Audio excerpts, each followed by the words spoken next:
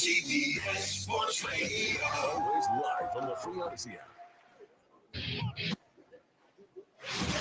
You ready? Let's go. It's alive! From the fields to the courts and the gridiron to the tracks. Electrifying sports talk from start to finish. You're going wire to wire With Diesel and Cole Bryson. on the Fan Upstate.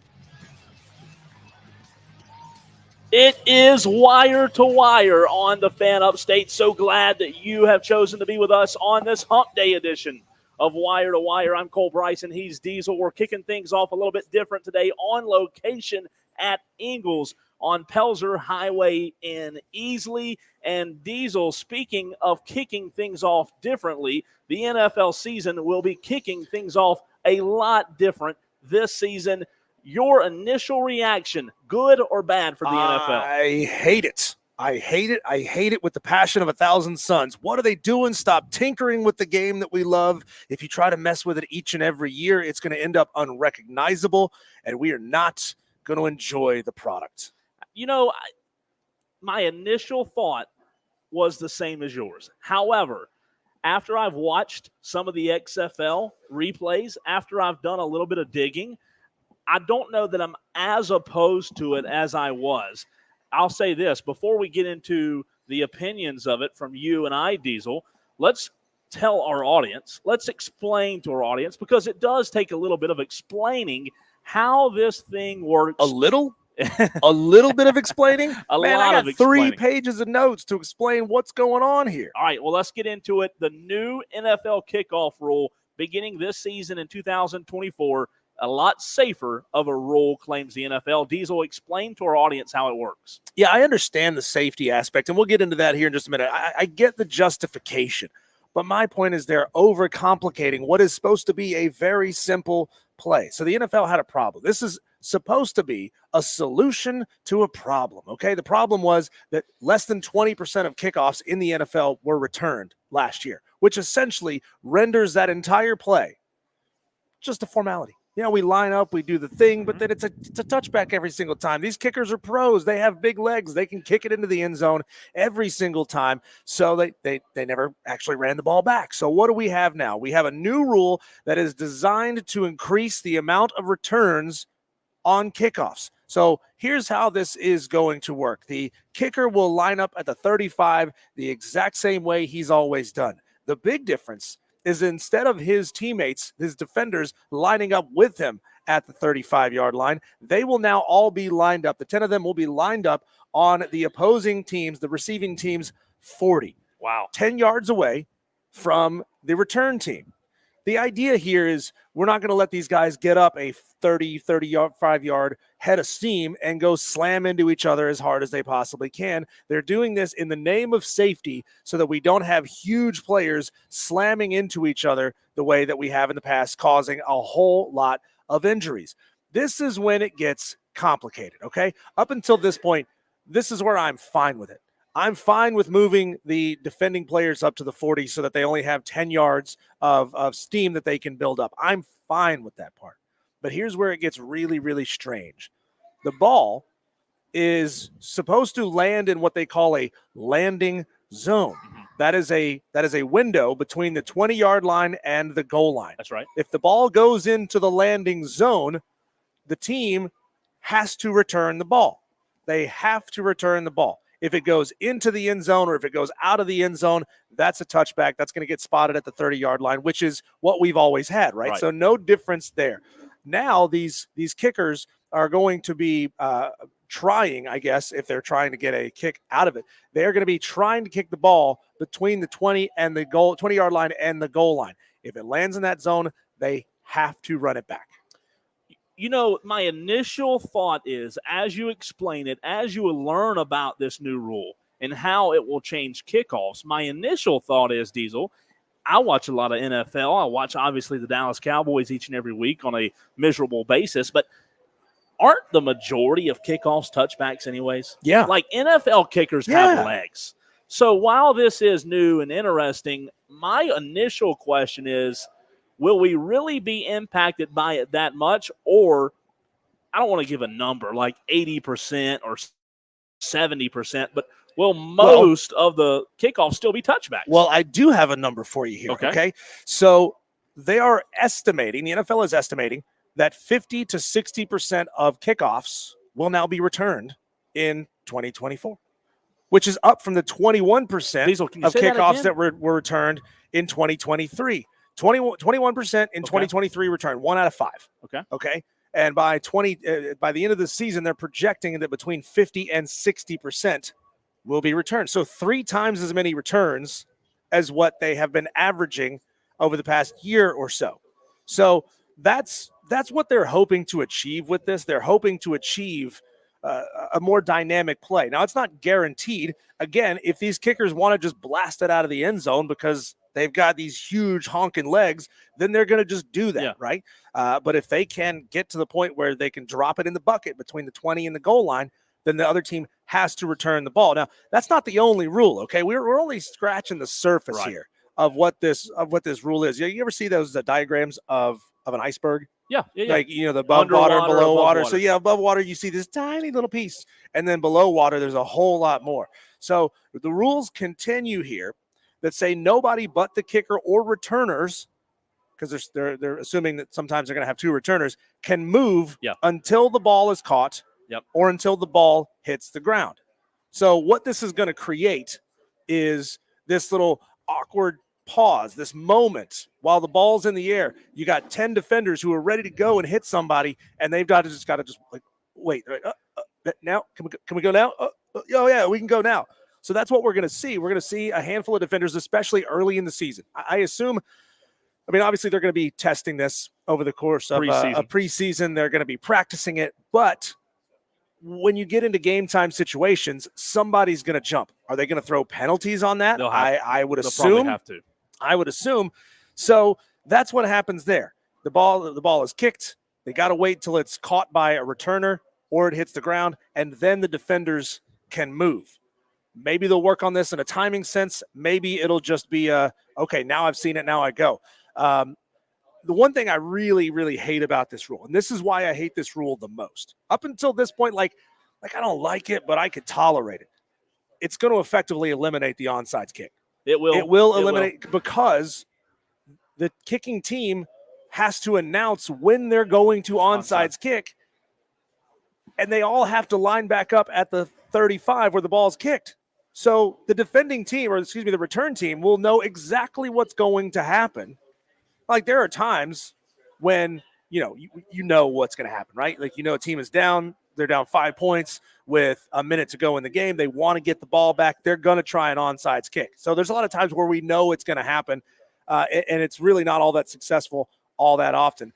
But when you have to tell them what's happening, you can't catch anybody by surprise. I love the onside kick when coaches have the cojones, the gabagools, to go for an onside kick early in the game when they're not expecting it. That's when it works. And that's what's so great about the onside kick, but they're effectively legislating this out of the game. Yeah, but the problem with what I have from what you're saying is the onside kick doesn't work now. Even though it's, it may be a surprise, it still doesn't work. Teams still don't recover onside kicks in the NFL. But when they do, it's great. Yeah, and that's what we're eliminating. Once out of every 100 tries. It works a lot more in college than it does in pros. It works a lot more in college. And, the NFL saying the main goal of this, Diesel, something we haven't really touched on yet, is that this is 100% about the concern, health, and safety. Valid concern. It is, of the NFL. They say that more concussions happen on kickoffs than any other play. They want to reduce risk. We all want to see our players, our favorite players, playing late in the season when it matters. They think this may help keep those players in the season longer than expected. I do appreciate that. However, on the flip side, like you just added a few years ago, you just added 2 more games. So you can't really sit here and say, well, the safety and the health of our players is the ultimate concern. No, money revenue is your ultimate concern, right? Then you care about the health of the players. Let's not lie and act like you care about the health of the players more than you do the revenue, because you added 2 games just a few years ago. And that 100% was based on revenue to generate more revenue for the league, for the teams, and vice versa. And now you're going to sit here and say, well, we're doing this for the health and safety. I get it. I'm all about the players being safe. I want the best players playing in the postseason. You want the best players playing in the postseason. When we turn the TVs on, we want to see teams at full strength. We don't like seeing the Bills without their best player or the Chiefs without their best player. So hopefully this will cut down on that. However, it is a little bit hypocritical from the NFL when they just added 2 more games a few years ago. The NFL being hypocritical? Exactly. No. So what do you think about the part of it where no one can move? So each team is ultimately only lined up 5 to 10 yards apart from each other. I'm fine with that aspect, because what it means is if the ball, you guys can't see this unless you're watching on the stream here, but if you're not, go to the Fan Upstate on YouTube, on Facebook, on Twitter. We are live across all of those platforms. That's right. But you got a line here and you got a line here. The ball's coming over their heads. They can't get a 10-yard head of steam and just plow into the guy. It would be like a kick catch interference where you could just run through the guy as hard as you possibly can. You could time it up in a way that the return man would have no opportunity to make a football play and dodge that hit. So, mean, that part of it I'm okay with. To that point, though, Diesel, like what I'm most interested to see when you have the two teams lined up 5 to 10 yards apart on the same side of the field, here's what I want to know. Yes, I get safety's important, right? We all can say that at the end of the day and act like we all care. But at the end of the day, why do we all love kickoffs? We want to see the most electric play in all of football. Because we all love violence. We want to see a kick return for a touchdown. We want to see Tyreek Hill, whoever it is back there. I know he doesn't return kicks a lot. Whoever it is. You remember back in the day watching the Chicago Bears.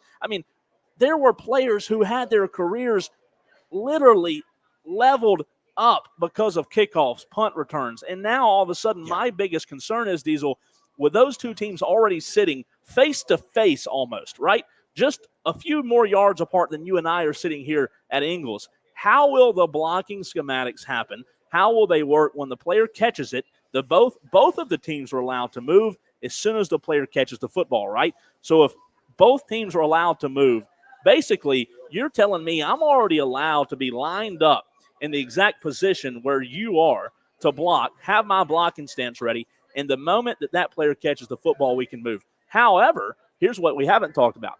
If we're facing one direction, doesn't the kicking team have the advantage because they can see when the player catches the ball? Yeah, we're going to see if they're going to be allowed to even look backwards and time this thing and know. Yeah, but how do you look back and then turn around, all of a sudden, bam, the defender from the kicking team saw it happen first. So if I'm lined up here and the kick is coming from behind us, I can look and watch the kicker and just do that.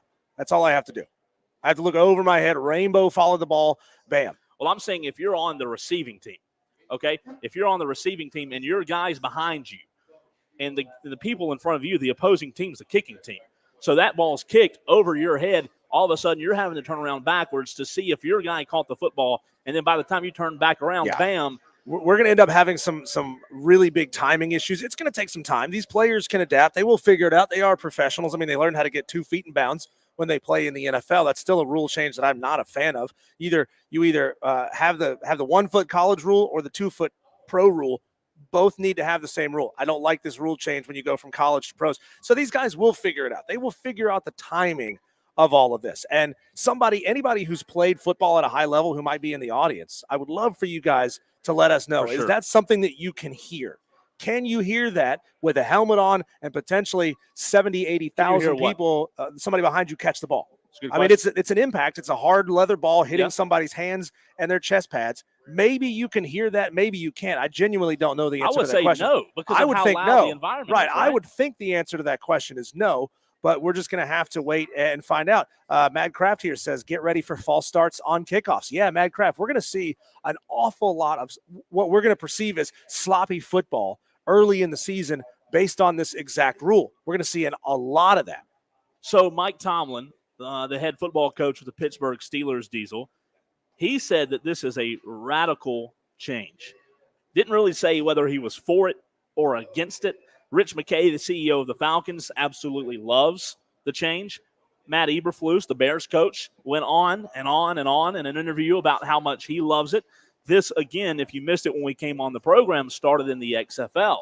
A lot of times we think is the XFL, when we look at the XFL, Diesel, we think, oh, it's just a petty minor league system that's no good. It's a testing ground. Well, all of a sudden, you're exactly right. It's a testing ground. The NFL now using the XFL to bring a huge rule change. I can't recall a rule change this huge, this ginormous of a rule change in the NFL in a long, long time in terms of the way that the opening play of a football game will be affected. I'm going to be real with you. I'm going to come up with a better idea. I've already come up with it. Here's what we're going to do, because I feel that this may be the most pansy, you-know-what rule change we've seen in quite a long time. And there's another rule change we haven't even talked about yet for this season. That's right. Here's what we're going to do. Okay. We're going to get all the players, all 21 of them, not including the kicker, okay? Because he's got to be downfield kicking the ball, right? That's right. We're going to have 21 guys, 11 from the receiving team and 10 from the kicking team, and we're going to have them sit in a circle, Indian style, right around the middle. Okay. And the kicker's job, they're all going to be holding hands. They're going to be singing, Kumbaya or the latest Beyonce country song, whatever it might be, right? Right. And they're going to be sitting there singing the song, locked elbows,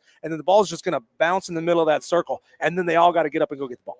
How about that? Isn't that more exciting than what we've got here? I don't know that this is going to be exciting by any stretch of the imagination. So to answer your question, if you're looking, and that's what I'm looking for as a football fan, right? Like, that's why I love punt returns.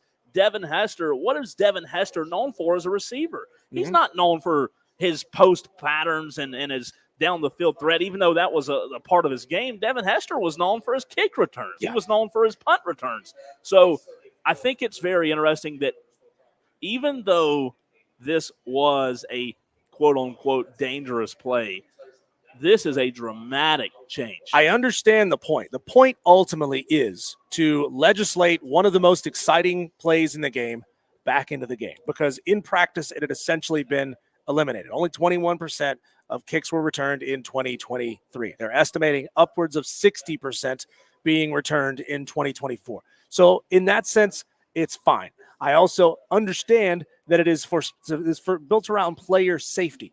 I'm fine with that as well. I'm all for player safety, but I'm also for not overcomplicating the hell out of these rules.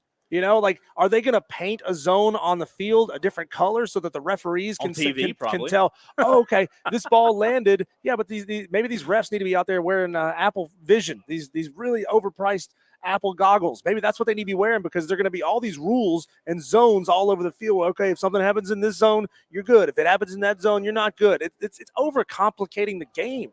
And there's going to be an awful lot of confused fans. Like, you and I, we are locked into this stuff each and every year. Football season never ends for us. But there's a lot of people for whom the Super Bowl ends, boom, they turn the TV off for a couple months. That's right. And they don't think about football again until July, August, September. And this rule is going to catch a lot of them off guard. Sean from the stream says, onside kicks normally only work with element of surprise anyways. They worked less than 6% of the time last year in the NFL, which is a very, very low number. So if they only worked less than 6% of the time with a normal onside kick, I don't know that they're going to work.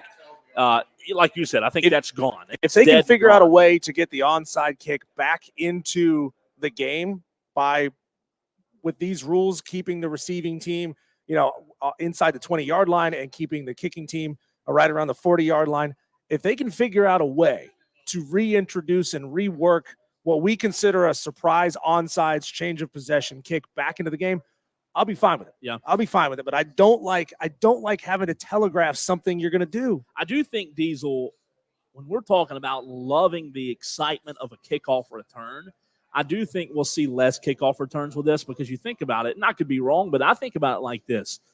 On a normal kickoff, before this rule change, the players were running full speed from the kicking team, right? Yes. Well, when you have a defender running full speed toward the returner, sometimes because of the returner's speed, he can use his leverage to get past and create holes, because these guys are already flying by him. I think now that both teams are set up 5 to 10 yards away, with both of them having to stand exactly in the same spot, stand still until somebody touches the ball, I don't think you'll have those bursts anymore where you see a kickoff return for a touchdown. Will it happen? Maybe. But I think that'll be interesting to see. I would like to know, I will research how many kickoff returns for a touchdown happened in the XFL with this, because I don't think you'll see as many. We are live on location, Ingalls Markets, 410 Pelzer Highway in Easley. What a fantastic scene we've got going on here. The whole crew is here. We've got all these prizes to give away on the table, and we do have a $25 gift card to give away as well. So we'll start getting those clues set up for you. We're going to have that for you here in just a couple of minutes. And when we come back, what is your achievable NIL and transfer portal solution? Everybody has these easy 140 characters. We should just stop doing that. Well, guess what? That's not how negotiations work. We're going to do some real achievable solution building next, right here on Wire to Wire with Diesel and Cole Bryson, live on location in Ingalls for the Fan Upstate. A win is a win.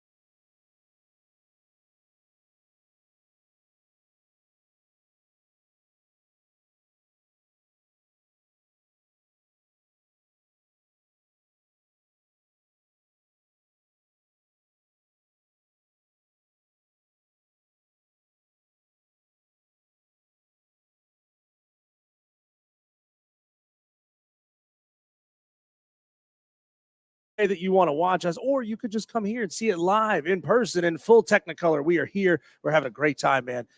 We were talking in the last segment, Cole, about NIL and the transfer portal, something that is essentially the bane of an awful lot of people right now in college football. Coaches hate it. Fans hate it. Well, I mean, fans only hate it when it's a player who leaves your team. They love it when it's a player that joins your team. And then you're like, oh, that kid's going to be great. Yep. If he leaves, I hate that guy. He is dead to me. I can't stand him. That's where people go with this. But it's a frustrating thing. I can't even imagine what it's like in 2024 to be a coach and still at this point, mid-March, not knowing who is going to be on your roster come kickoff. Like, you just don't know. There's a good chance a lot of your stars are going to move on and play somewhere else. And this is not plug and play. These guys have different skill sets. They have different player philosophies. They gel with different systems, the different coaches in different ways. But that's the world we live in these days.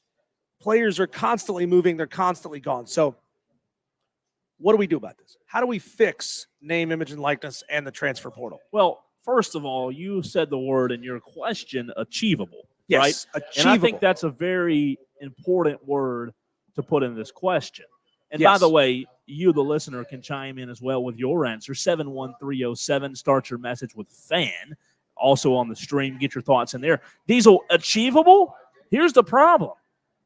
You messed up from the start. Well, that's true. You messed up from the start. So now, anytime you mess up from the start, finding an achievable answer or an achievable solution is much harder, much more difficult. Well, that's my point, Cole, is we have people who will say things like, just go back to the way that it was. You can't. You can't. The cat is out of the bag. Pandora's box has been opened. It is a floodgate. You ever see those videos where somebody will have like a little drainage pipe in their backyard and it's clogged up? So they wrap a tire in a chain and they pull the tire through and then whoosh, it all starts flowing out. That's what happened, okay? That's what happened with NIL and the transfer portal. It has gotten out of control. We can't go back to the way that it was. So how do we take where we are right now, which is essentially no rules for player movement? There's no rules for anything anymore. And how do we bring this back to a point where everybody's happy? I think one way to get this back on track and to add some regulation to this thing is to start, and you have to start it. It's going to be a big shock to the system, but you have to start implementing buyouts on the NIL contracts. 100% in for that. I think that just as a coach has a buyout, the player should also have a buyout. If you want to leave your current school and go get a bag somewhere else, you pay the buyout, or you tell, hey, if you want me, I can leave, but you've got to pay my buyout. If you want a player on your roster to transfer to make room for a recruit, guess what? You got to pay his buyout. The NIL collectives have to pay his buyout. The dealerships, the business owners, everybody, you want to put all this money up. You want to put all this money in a pot. You want to give these players all this money. Money. But listen, what's the old saying? Let's put your money where your mouth is. If you really think you're wanting to be in this game, will you pay for a buyout? I say no. I say you implement this, and a lot of these big money bad guys are going to start backtracking because they're not going to want to pay Tim, who just left Iowa, to come back to Alabama. Oh, I've got to pay him again. Well, what am I paying him for this time? I just paid him. Well, now you're paying him to leave. And I tell you what, it can protect everyone involved, get things under control, regulate the system. If you really want to control this, hey, John, you want to leave again? Okay, well, pay the freaking buyout. I want to see some regulation, some consistency, and if you really, really want to see this thing, I don't want to say this is an ultimate fix, but I do think, Diesel, this would help the system in terms of regulating what these players can and can't do, because right now there's no pain for having to leave, right? When you leave a contract, coaches will tell you there's some pain sometimes because the universities will tell you when you fire Will Muschamp, if you want to fire Calipari, guess what? That's fine, but there's some pain that's going to be attached with that because you're having to pay that buyout. There is currently no pain whatsoever for the student athlete who can just up and move and go wherever he wants to go. We see that happening right now with Alabama's Caden Proctor. Yes. He played a ton last year as a freshman at Alabama, was pretty good. I mean, you're not playing as a freshman at Alabama unless you're pretty good, right? He played as a freshman. He entered the transfer portal. He committed to Iowa. Yes. He never played a down of football for Iowa, but he re-entered the transfer portal and recommitted back to Alabama. So the question is, did he get wind of Nick Saban's eventual departure and say, bleep this, I'm out? Did he chase the bag for an NIL payday? We don't know, but he's coming back to Alabama. First of all, I didn't think Alabama was the type of program who would ever accept a retread. South Carolina did. Hell, South Carolina did, and Shane Beamer celebrated it. Gilbert Edmond played 3 seasons at South Carolina, transferred to Florida State, came back to South Carolina. Oh, man, this is a heck of a day for South Carolina. What a great day. South Carolina is in a position where it has to. If he's a player that can help you, they have to. You have to. But Alabama is not a program who should ever be in a position I don't agree. where they have to accept a freshman back. They should always have so much depth. Yeah, so here's what nobody's talking about. What about these universities that spend a tremendous amount of money in player development? Like as soon as that kid steps on campus, he's getting, of course, all the things like room and board, tuition, meals, all that stuff. What about all the time and effort that is spent developing a player, all the coaching that he receives to develop that player? That buyout, Cole, needs to start at a lower number as a freshman, and it needs to increase as a sophomore, increase as a junior, increase as a senior, and then it's essentially null and void as a grad transfer. You can go wherever you want as a grad transfer. You've completed your commitment here to this university. Go with God. Do your thing, right? But we've got to increase these buyouts so that it's going to force a player, if you're going to do it, if you're going to go, you better go essentially while your value to the university, the expense that the university has already put out is relatively low, so that they haven't dropped $200,000, $300,000, $400,000, $500,000, $1 million into you to develop you, only to see somebody else reap the benefits. Listen, I disagree. I say if you're going to put the money up in the first place, I hear what you're saying with the tiers. Like the longer you're there, the higher the buyout gets. Screw that, man. You want to pay to play. You want to play this game. Well, guess what? The cost is the cost. The price is the price. If you want to leave, if that guy wants to leave, I don't care what grade he is. I don't care if he's a freshman or a junior. Pay the buyout. I think this would stop a lot of it. I think all this money changing hands right now, yeah, it's wonderful. Yeah, this guy's going here. But the Caden Proctor situation is exactly what's wrong with the system. As we said to begin this segment, there was no regulations to begin. There was no structure put in place to begin when this thing happened. And a texter points out, his suggestion would be any NIL money has to be returned unless transferring due to degree earned or coaching change. All portal entries, not for graduation or coaching change. I get it. Okay, so what are the players going to get for giving up, for signing a document that says we have to give all this money back if we leave? What do the players get? See, this is what I'm talking about here, Texter. Is a lot of people have these simple solutions. This just swipe of a pen or typing a bunch of letters and say, boom, that's my solution. What are you going to give up? What do you actually have to bargain with to get players to agree to something like this? In what world has anyone ever agreed to say, okay, I'll just give back everything you gave me? Because I don't know about you, Cole, but when I get a paycheck, I go out and I spend it. I mean, not all at once, hopefully. I mean, I got 13 days before I get another one of those things, right? But are you telling me that a college football player is going to receive $150,000 in NIL money, and then they're just going to, bam, plop it in a bank account, not spend a dime of it, and wait and see, maybe I'm going to transfer, maybe I'm going to stay? So this is where it gets murky, right? Everybody has these solutions. Nobody's willing to give something up. I want this texter to tell me, what are you willing to give up to get something like that? What we have to do, Cole, eventually this thing it can only end in one way. It can only end in a collective bargaining agreement. You know why? Because you can't sue a collective bargaining agreement. There needs to be a college football players association that comes together. They make some rules. Bam, these are the rules. That's the only way, because you can't do this where it's a unilateral decision where a bunch of rich old dudes make these decisions that 18, 19, 20, and 21-year-old kids are going to have to abide by. They are never going to agree with that unless they're part of the process. You have to make them part of the process. There needs to be longer-term contracts to be on a team. You come in on day one, you sign a 2-year, 3-year, or a 4-year deal. What you get increases if you're signing a 3-year versus a 2-year or a 4-year versus a 3-year. You have to give something up. We've seen it over the past 6 months to a year. Every single time there is a question as to whether or not an NCAA rule restricts player movement and their ability to earn off of their NIL, it is stricken down. So what's your every single time? What's your achievable solution? Well, you have to collectively bargain this thing. You have to collectively bargain and say, this is what you're going to get. We will make you an employee of the conference, not the school. You have to be an employee of the conference where every player in that conference is subject to the exact same rules, exact same payouts, exact same money value of what they earn. It's up to the university. They can meet this threshold or they can, but they can't exceed this threshold. You can give them a value of up to $100,000 in free tuition, in free room and board. Like every other student on that campus has to pay those things, right? Well, that's part of that $100,000.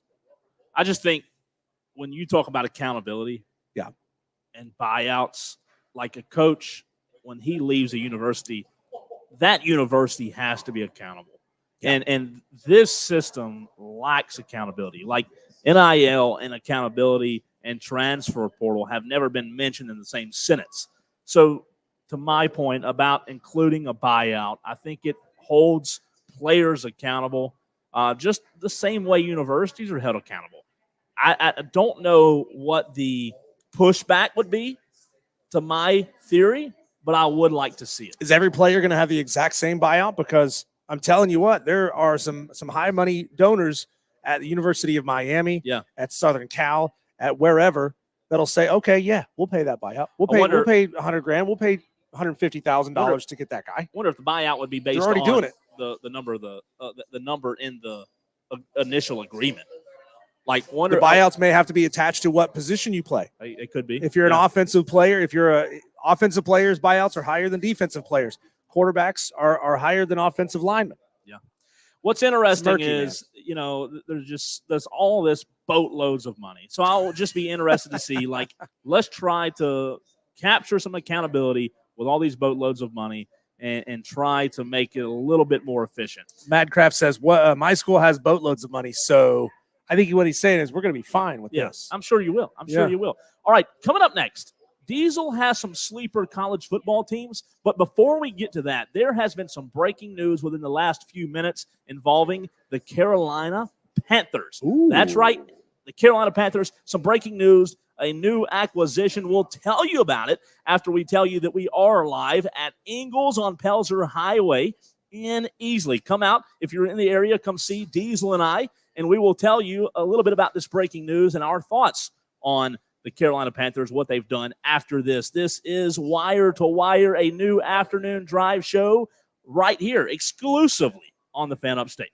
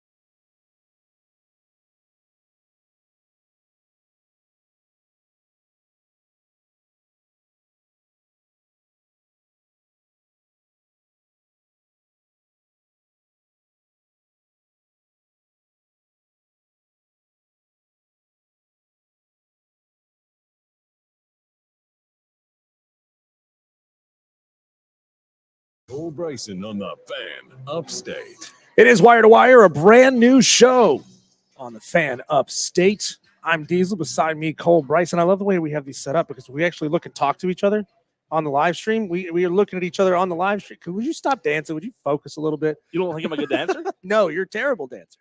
You can take some lessons. Maybe Taylor can come over here and teach you some dance lessons. He's over here trying to do this move. It was here. better than that. It's bad. It was better than it's that. Bad. We're live here at the Corner Cafe inside Ingles Markets, 410 Pelzer Highway in Easley. We want to see you down here before 7 o'clock. Our show goes all the way until 7 o'clock, wire to wire. That's our motto. That's what we need you to do. Be listening to the show from start to finish. We call you guys Tolos. Turn it on and leave it on. We've seen one in the comment section. I love it, man. But here's the deal, man. Not only are we inside this beautiful cafe, inside this beautiful store, but we are giving away a $25 gift card. I love it. To this amazing store, to Ingles Markets. Can I enter? No, because you've already gotten the text message that tells you what the answer to the question is. You cannot enter the game. But here's the deal. We need you to come on down here. If you think you know the answer to the trivia questions that I am about to start giving you starting right now, you can come drop your name in the hat. You can whisper it into Corey's ear. And if he says you've got the right answer, boom, you can drop your name in the hat and you can win a $25 gift card. So here we go. Clue number one for today's $25 gift card entry is Ingles sells this product in its modern form, but this product is actually a very old invention. So you got to think old invention that they sell in a different modern form here at Ingles Markets. Every single Ingles Markets has this product. If you think you know what it is, come on down. Come on down. You can drop the answer on the text line. Now, we can't say it out loud, of course. We can tell you if you're right or wrong, but you can't win this product unless you come down here and put your name in the hat. So that's what we got going on. But there's something big going on up there on Mint Street in Charlotte, North Carolina. Sure is. Big stuff going on up there. So we got news yesterday that the Carolina Panthers were reaching out to former Carolina Panther and former now Dallas Cowboy Stephon Gilmore to bring him back to Carolina. That's an exciting piece of news, but that one hasn't entirely come to fruition. There is one more big, groundbreaking, earth-shattering drop that just happened over the last couple of minutes. Cole, tell us about it. Jadeveon Clowney, the South Point High School native, just a few miles away from his hometown, has signed a 2-year deal with the Carolina Panthers. So the Panthers have used some free agency money to acquire Jadeveon Clowney. Yeah, he's a little older in age, Diesel. Yeah. And, if they were to get Stephon Gilmore, they would have two guys from South Point High School here in the upstate coming back home to Charlotte to play for the Panthers. Does Clowney have anything left in the tank? That's the major question. I understand why it's a 2-year deal, because he is old. He is old. But I'm excited about the trade. I'm excited about the idea. And I think truthfully, this has more to do with outreach to the state of South Carolina than it does to acquiring an elite level player. He's good. 31 years old. 31 years old. But you get to reestablish that connection that you had with the state of South Carolina. That has been well documented on these airwaves, okay? That Dave Tepper doesn't give a rip about South Carolina Panthers fans. They took training camp away. They had that failed project there in Rock Hill, but this may be part of that outreach program. No, you're into it as a player situation? There's no way, because you know what that would mean? That would mean that now all of a sudden the clown owner cares. There's no way he cares. There's no way. There's no way. Oh, man. He might not even know that Clowney went to South Point High School and is from South Carolina. You think David Tepper knows? Maybe he says, I'm a clown and he's Clowney. So yeah, bring him on board. We'll have a clown car. We'll stuff 50 of us in here. Listen, the question is, with him being 31 years old, is there anything left in the tank? He has shown flashes in Baltimore, but at the end of the day, how much was the Carolina Panthers going to use him? He's not going to be an every down guy. No. He may be a third down guy. He's great for depth. He's great to add to your rotation. And the Carolina Panthers, unfortunately, Diesel just a few weeks ago let one of their best defensive players walk. So They need someone. However, Clowney isn't Burns, right? Clowney, Brian Burns, not the same guy. Brian Burns still in his prime. Clowney out of his prime. Really never hit the stride in the NFL that we were hoping for. He's had a decent NFL career. But in my opinion, Clowney hasn't lived up to what he was at South Carolina. The Michigan hit, obviously, in the Outback Bowl is what he was known for. Word is that helmet's still rolling down. It could be. Down the field, It could be. Right after Spurrier about lost his mind after the chain gang was moved, after it was clearly a first down, they get the ball back. You know how it ended. But yeah, I do. My point is, he's never been what I thought he would be in the at the pro level. Will he be anything now? I know this sounds skeptical, and I know Carolina Panthers fans probably aren't happy with me, but I don't know that I expect much from this signing. He's a depth guy. He's a rotation guy. He's a third down guy, fourth down guy if you need him. I just don't know that this is as big as deal as we think. 4 years ago, it may have been a bigger deal. That'd have been exciting, yeah. Let's look at the stream, see what you guys are saying over there on Facebook, on YouTube, and on Twitter, whichever one you got. You can sign in and watch the show live that way, or we would just rather see you down here at the Corner Cafe at 410 Pelzer Highway in Easley. Let's see. Stephen Webb says, what's up, fellas? Sounding good here from Gatlinburg, Tennessee. Appreciate you, Stephen Webb. Trey Davis says, sign Gilmore and Christian Wilkins too. Wow. He also says the Panthers could build some bridges back to South Carolina. Chris Arnett says that move must have been all GM. He's not giving Tepper any credit for this, nor should you. I mean, this is the guy who's proven himself to be a total flaccid moron. He should not get any credit for any personnel moves, though I guarantee you he's putting his fingerprints on this, but it's not him. He's like, hey, sweetheart, why don't you run down there to Dan's office and tell him that he needs to trade for this guy? You don't think he'll take credit for it if it turns out good? He absolutely will. He's gonna be like, see, guys, I told you. He'll do a press conference where he'll get ornery halfway through and walk out because somebody asked a real question. The hometown discount, it worked. I got him at the hometown. But they're bringing concerts to Charlotte, man. Isn't it great? I've never been to a concert inside Bank of America Stadium. It's funny. I have one. Luke really? Combs, yeah. Okay. Yep. Okay. App State guy. Yeah, well, he is an App State guy. Texter says Tapper probably only wanted Clowney and Gilmore because he thinks he can get a cheap hometown discount, which is what I said.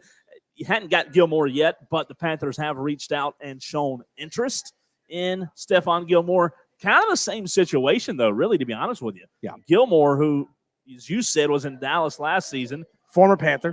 Had a decent season.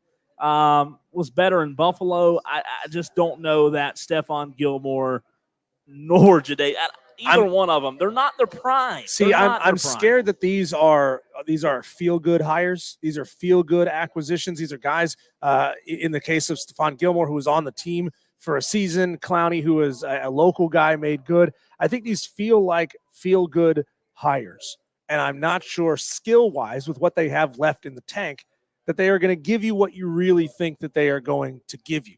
But then again, they kind of need bodies at this point. We'll see what they get in the draft. I would be shocked if they didn't go a heavily defense in the draft, especially later in the rounds, because you got to get yourself an elite wide receiver as early as you possibly can.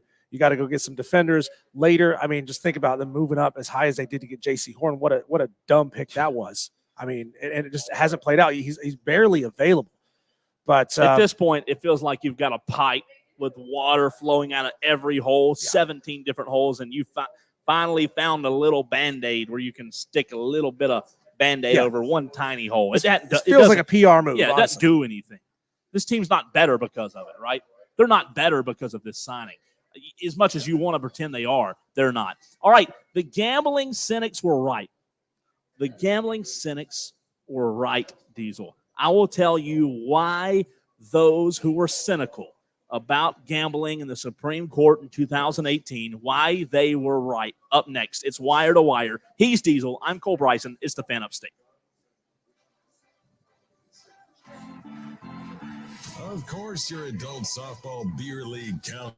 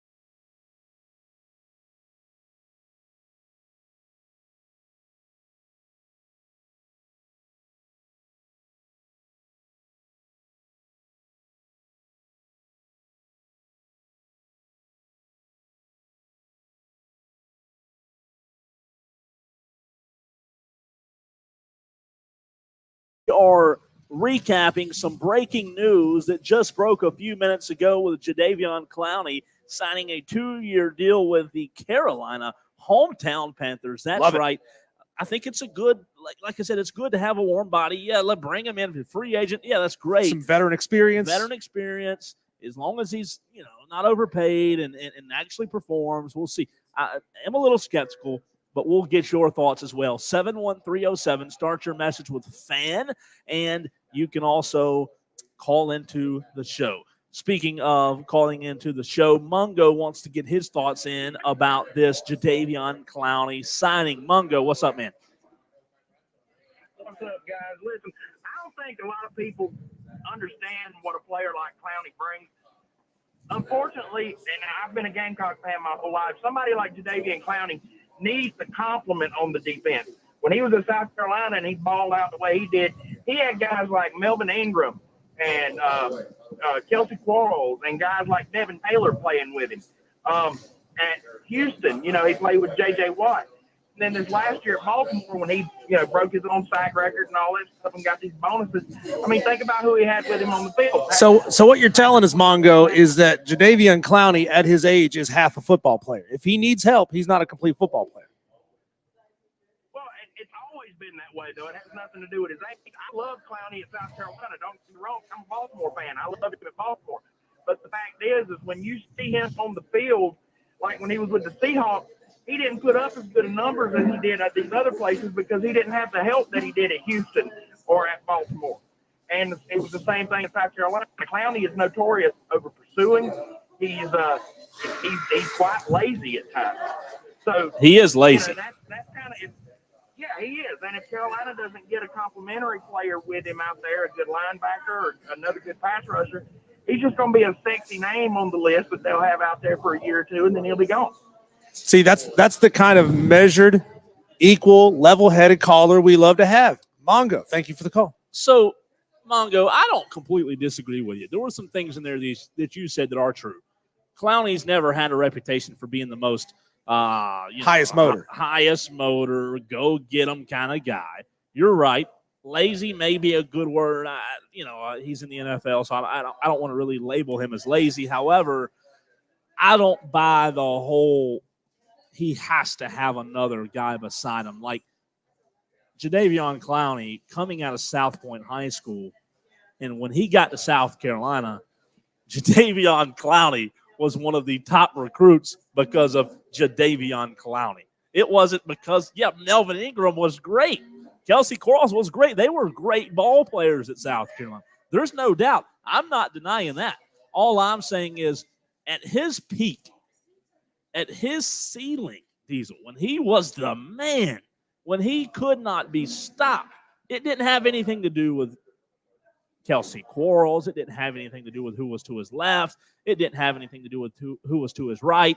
Yeah, playing with a guy like J.J. Watt in Houston, obviously that's going to help because they're going to have to account for J.J. Watt as well. I'm not saying you're wrong. I'm just saying what made Jadeveon Clowney one of the top recruits coming out of high school at South Point was not the guys around him. He had raw talent that nobody else had. He had burst that nobody else had, and ability to get off the ball like nobody else had. That's what made Jadeveon Clowney special coming out of high school and at South Carolina. Yeah, what they're getting is a 9.5 sack guy from 2023, which effectively ties him for 25th in the league.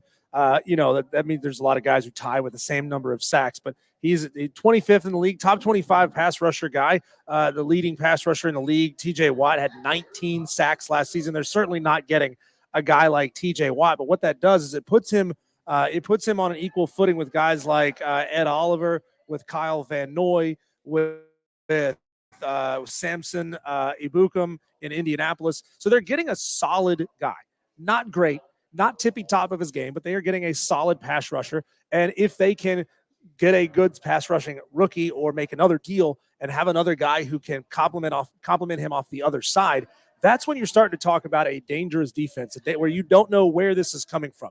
You get a 9.5 sack guy on one side of the line, you get an 11, 12 sack guy maybe on the other side of the line, and then you are a nasty, scary defense to try to run the ball against. Yeah, but I 100%. By the way, I 100% agree with what you just said. However, Carolina, they're a long way away from that. You know what I mean? But their MO through this entire process, even when the offense has been terrible, and that's not just this past season, but that was the season before, and the season before that was elite defense. You're right. That's the only thing that even remotely kept them in some of these games, other than finding something like a PJ Walker guy that shouldn't had no business playing as good as he did a couple of times, like the way he did in 2022. So if they can shore up and at least have a serviceable defense in 2024, as right now we understand that a large portion of their draft capital and other potential moves are going to come on the offensive side of the ball, especially with an offensive now head coach and Dave Canales. We hope. Right. Yeah. Maybe he's somebody who's just, getting radioed down from the booth. Yeah. If you don't do the right thing, I'm going to throw a drink on you from way up here. But a lot of the moves in the future are going to go towards the offensive side of the ball. So the defense has to be minimally serviced. Middle of the league, I think is maybe the best case scenario for this Panthers defense next year. It's just tough because, when you look at this team and the roster that's currently constructed, adding a guy like Clowney, is it good? Yes, it's good. But does it even begin to fix the holes? Absolutely not. Absolutely not. Carolina could not stop the run last year. Carolina was one of the worst teams in the league at stopping the run last year. They could not patch together a defensive line, an interior to stop the run. Clowney's never been a guy that's known for the interior stopping the run. He's more of a guy on the outside that can get after the quarterback. That's all fine. That's all dandy. That's all sexy, great. Clowney, hometown guy. So you weren't saying we just got an older Brian Burns? If he's not going to stop the run, if he is a sack specialist, if that's what he does, then they have essentially downgraded from a young Brian Burns who, when he wants to be good. Now, we don't know how hard he tried last year. We don't know how hard he played. We heard rumors that he might have been Cadillacing. That's what my old high school baseball coach used to call it. Yeah. Cadillacing. Being lackadaisical. That's what he used to call it. And that might have been what he was doing last year. And so you get a guy like Jadeveon Clowney, who at his best is as good as the guy you just lost, the guy you just shipped off, at his essentially worst. Well, without a doubt. And listen, I hope it works. I hope Clowney overperforms. Hey, Gamecock fans are going to buy a lot of tickets, though. Will they? Go see their guy one more time. Will they? Will they actually see him? Will he be on the field? Will he be injured? We'll see. There's a lot more to come. Hopefully the Panthers can tape together a makeshift defense that could complement the offense if the offense improves. We'll see. A lot to come. You can continue to get your thoughts in on this topic, 71307. Start your message with FAN. As Diesel said yesterday, we encourage you to text in on topic. That way your text will be read immediately rather than at the end of the hour. But Diesel, getting to the topic for this segment, which yesterday you and I, to start a program, had one of the best guests I felt like that we've had on in a long time. Yeah, he really was. Michael Duarte from NBC LA. He came on. He talked about the Shohei Ohtani scandal, which was tremendous. Yeah, and if you missed that interview, you can go back and catch it again on the Odyssey app. Just search the Fan Upstate. You'll find it. You can also find it on Spotify, on Apple Podcasts, and on Google Podcasts. So going off of what we heard from Michael yesterday, you and I got to hear that interview twice. We had instant reaction. There was a ton to unpack. I wanted to do a little bit more today in the scandal, in light of the scandal. I was reading an article, Diesel, that talked about the scandals that have occurred since the 2018 legislation to allow gambling, right? I have a very interesting quote from a guy named John Holden, who's a professor at Oklahoma State. He focuses on sports law, management, and betting and gambling. And I think it's very interesting to see the inevitable wave of scandals. And I wanted to get your take on if this wave of scandals is a blip or is it here to stay with the legislation that passed in 2018? Will we see more of these? Before I get your answer, I'll read a quote that I thought was very interesting from John Holden. As I said, he's a professor at Oklahoma State University. He said the following: "This is a nightmare for the leagues," said John Holden yesterday. He focuses on sports law, management, and betting. John went on to say not only is everyone asking questions because of the spotlight of the Ohtani story, but now you have very suspicious playing time. Injuries tied to these flagged betting interests surrounding Porter, the NBA player in Toronto that they're investigating right now.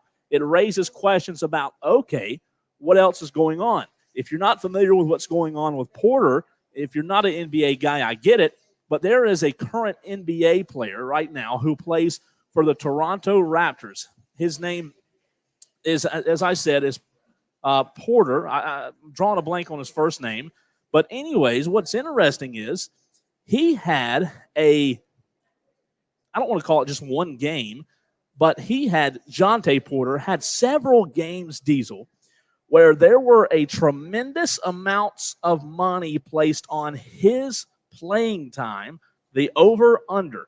There were several times throughout the NBA season when it started earlier this year where the bookies got a tremendous amount of money placed on the amount of minutes that I keep blanking, Jonte Porter from Toronto would play. So my question is, with the Shohei Ohtani news, with Jonte Porter's gambling investigation going on right now with the NBA, which, by the way, it's not looking good for Jonte Porter. They're starting to find out that there were some really, really, really, really large wagers placed on nights where he sat out, Diesel. So Jonte Porter looks like he might be in some hot water. But my question is this inevitable, this wave of scandals? Or, in your opinion, the texter's opinion, is this something that you think will dissolve as time goes on? No, I think this is going to get worse. I don't think there's any way that this gets better. Look, you can't turn on anything, sports or otherwise, without seeing an ad for a lot of these betting sites. Now, some small amount of wagering is legal in South Carolina, but on the whole, sports betting is not legal in this state. But that doesn't stop you from hearing ads about it constantly. Right. It doesn't stop them from spending money. What are they doing? They're priming the pump. They're waiting for the state of South Carolina, hoping that the state of South Carolina will open up a big old market for them. So they're trying to get it in your heads. Sports betting is fun. It's just another way to enjoy the games a little bit. But fans are being inundated with this. Players hear this stuff, and then players think to themselves, ooh, could I make a little money off of this too? Each league has their own policies towards gambling. Each policy is a little bit different. But what this does open us up to, Cole, and we haven't seen it happen yet on this level. What this opens us up to is fraud. This opens us up to conspiracy. Conspiracy in the sense, in the legal sense of conspiracy, where players and bookies could be working together to affect the outcomes of games. And fans are already losing faith in their leagues. Yeah, fans already think Major League Baseball management is crooked. They think Roger Goodell is crooked. He can't go out and announce any pick in the first round of the draft without getting booed every single time he comes out there. You know, and it's not like this is anything new. I'm thinking about the point shaving fraud scandal with Tim Donaghy. I mean, this is going to become more and more prevalent, and I think it's going to get larger and larger as these players are having this temptation just dangled in front of their faces. Like, oh, guys, it's fun. That's right. It's great. But now they actually have the ability to affect the outcomes of these wagers. But again, like we said before, the cat has been let out of the bag. There is no turning back on all this sports betting. So when you talk about what's going on with Porter and the Toronto Raptors, which, by the way, Diesel broke one day after the Ohtani news, the NBA is investigating. Yeah, exactly. Imagine that. Yeah. The NBA is investigating these games because of irregular betting patterns surrounding Porter's prop bets. Okay, in the first game, there were prop bets available for Porter's points, over or under 5.5. He's a backup center, so he doesn't score a lot. Rebounds, 4.5, assists, 1.5, and made three-pointers, 0.5.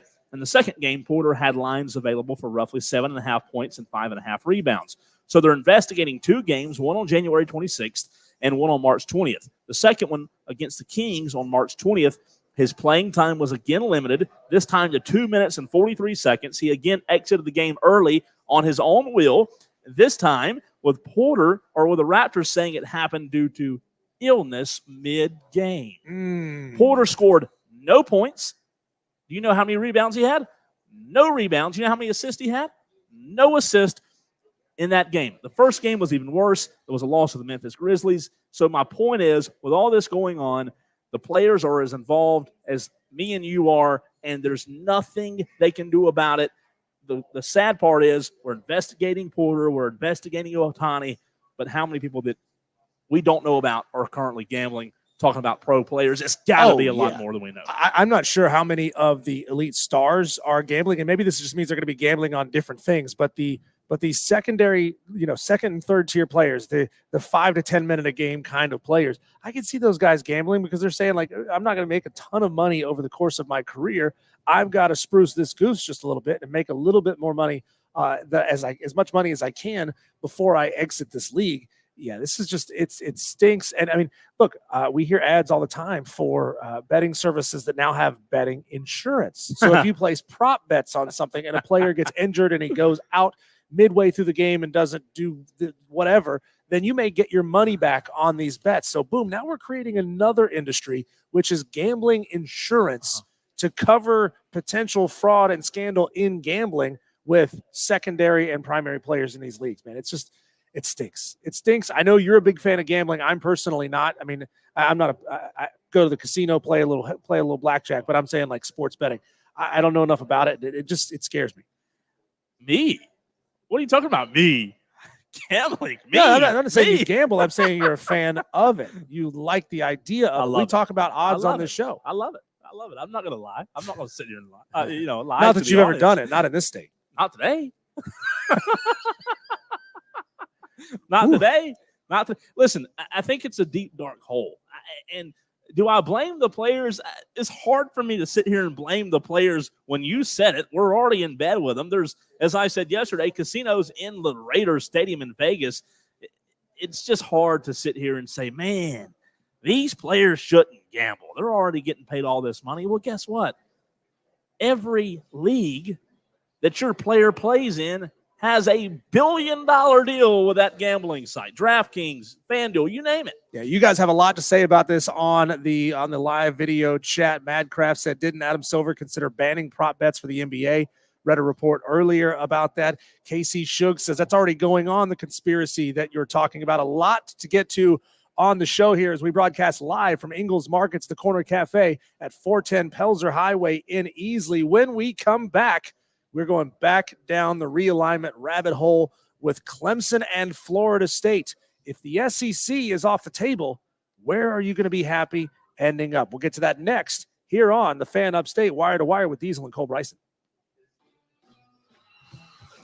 You're listening to the underground of sports talk radio, where we're not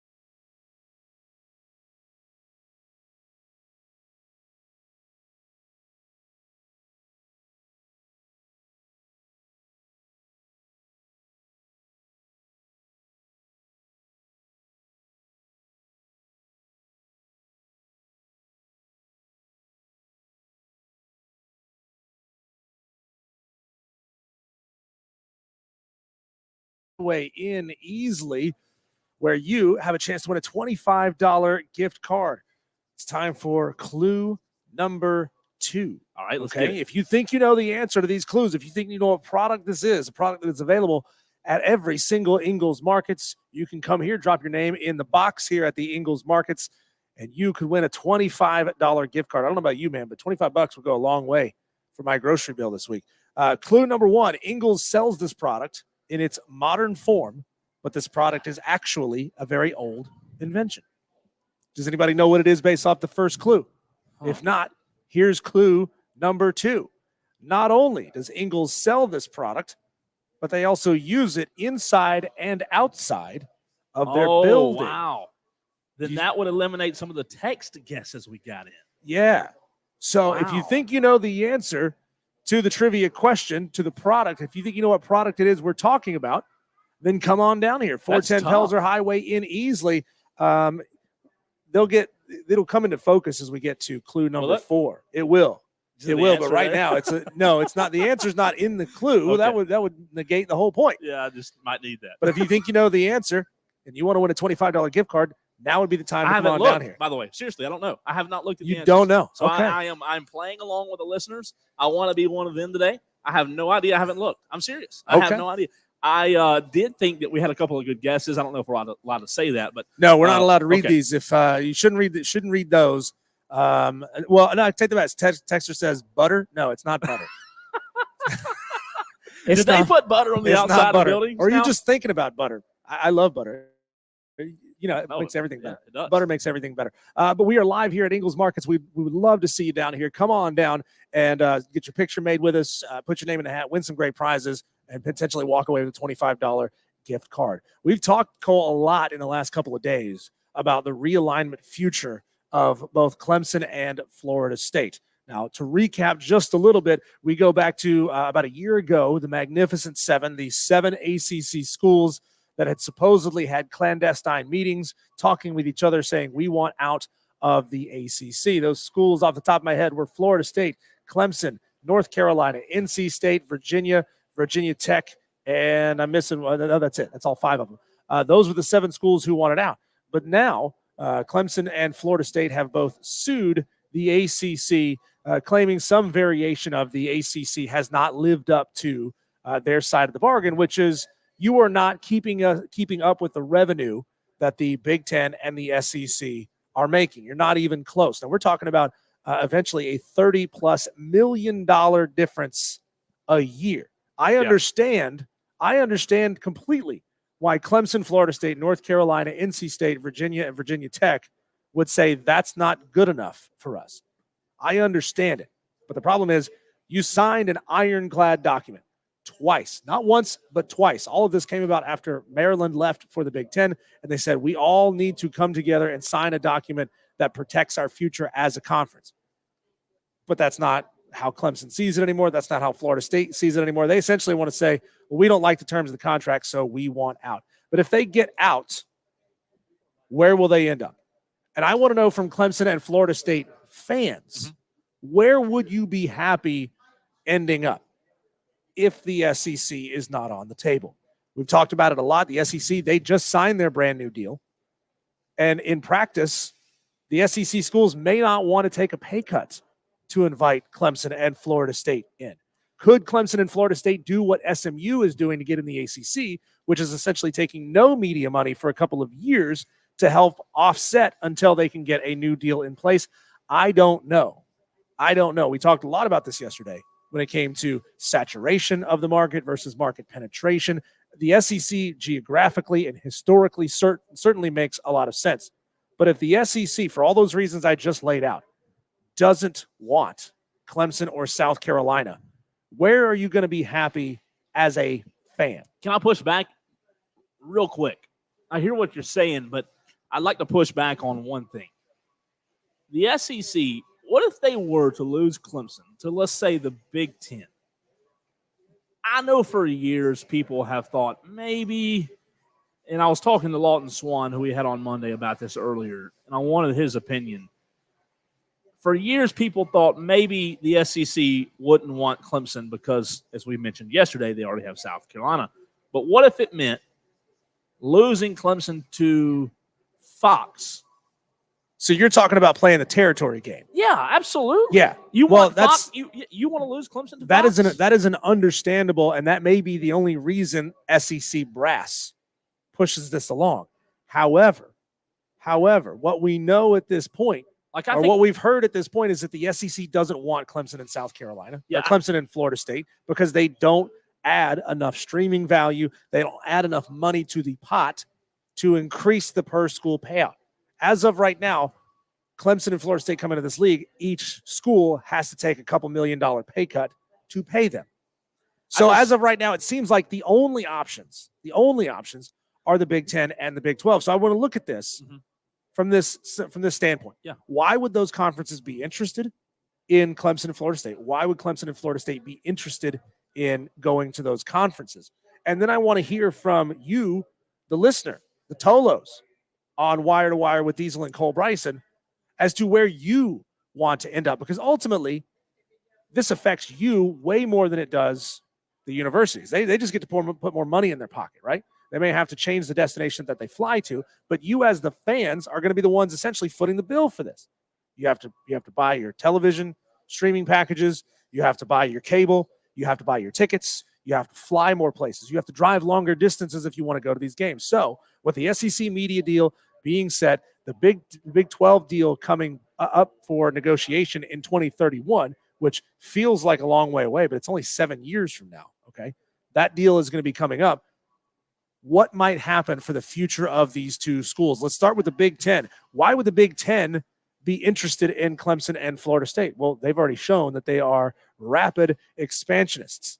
They would get quality football from both of those schools, but ultimately not a lot else. You get great football. You don't have particularly great academics, which might be the reason why the Big Ten wouldn't be all that interested in Clemson and Florida State. They pride themselves on being these elite academic powerhouses. That might be why they're more interested in North Carolina and Duke, but not so much Clemson and Florida State. Why would fans be interested in Clemson and Florida State being in the Big Ten? Well, you get new, interesting, elite opponents. You get Michigan on the schedule. You get Ohio State and Wisconsin and Oregon and Southern Cal and UCLA on the schedule. If you're watching on television, that sounds fantastic. Mm-hmm. But if you're that type of fan who likes to go to games, who likes to buy tickets, well, that's going to totally screw you, right? How many fans living in Easley, South Carolina, are going to hop on a plane and fly to Ann Arbor, Michigan, or hop on a plane and fly to Eugene, Oregon? Not a lot. So now you get to go to fewer and fewer games as a fan. That's why it screws you. Now let's look at it from the Big 12 perspective. Why would the Big 12 be interested in Clemson and South Carolina? Well, of course, they would shore up the eastern side of that conference that they set a long time ago. Remember when we thought how wild, how crazy, how silly it was that West Virginia was in a conference essentially based in Texas? Right. I mean, that blew everybody away. Fast forward a couple of years, almost 10 years at this point. You got UCF, you got West Virginia. If you can add Florida State, boom, you've got another second team in the state of Florida. You're really staking your claim on that conference.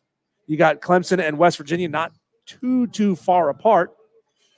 So they get to shore up the eastern side of that conference, and they maybe get to stop some of the Big Ten's expansion into their territory. Again, could you imagine if we had the Big Ten, the SEC, and the Big 12 all in the state of Florida? All three of those conferences fighting for a piece of that pie.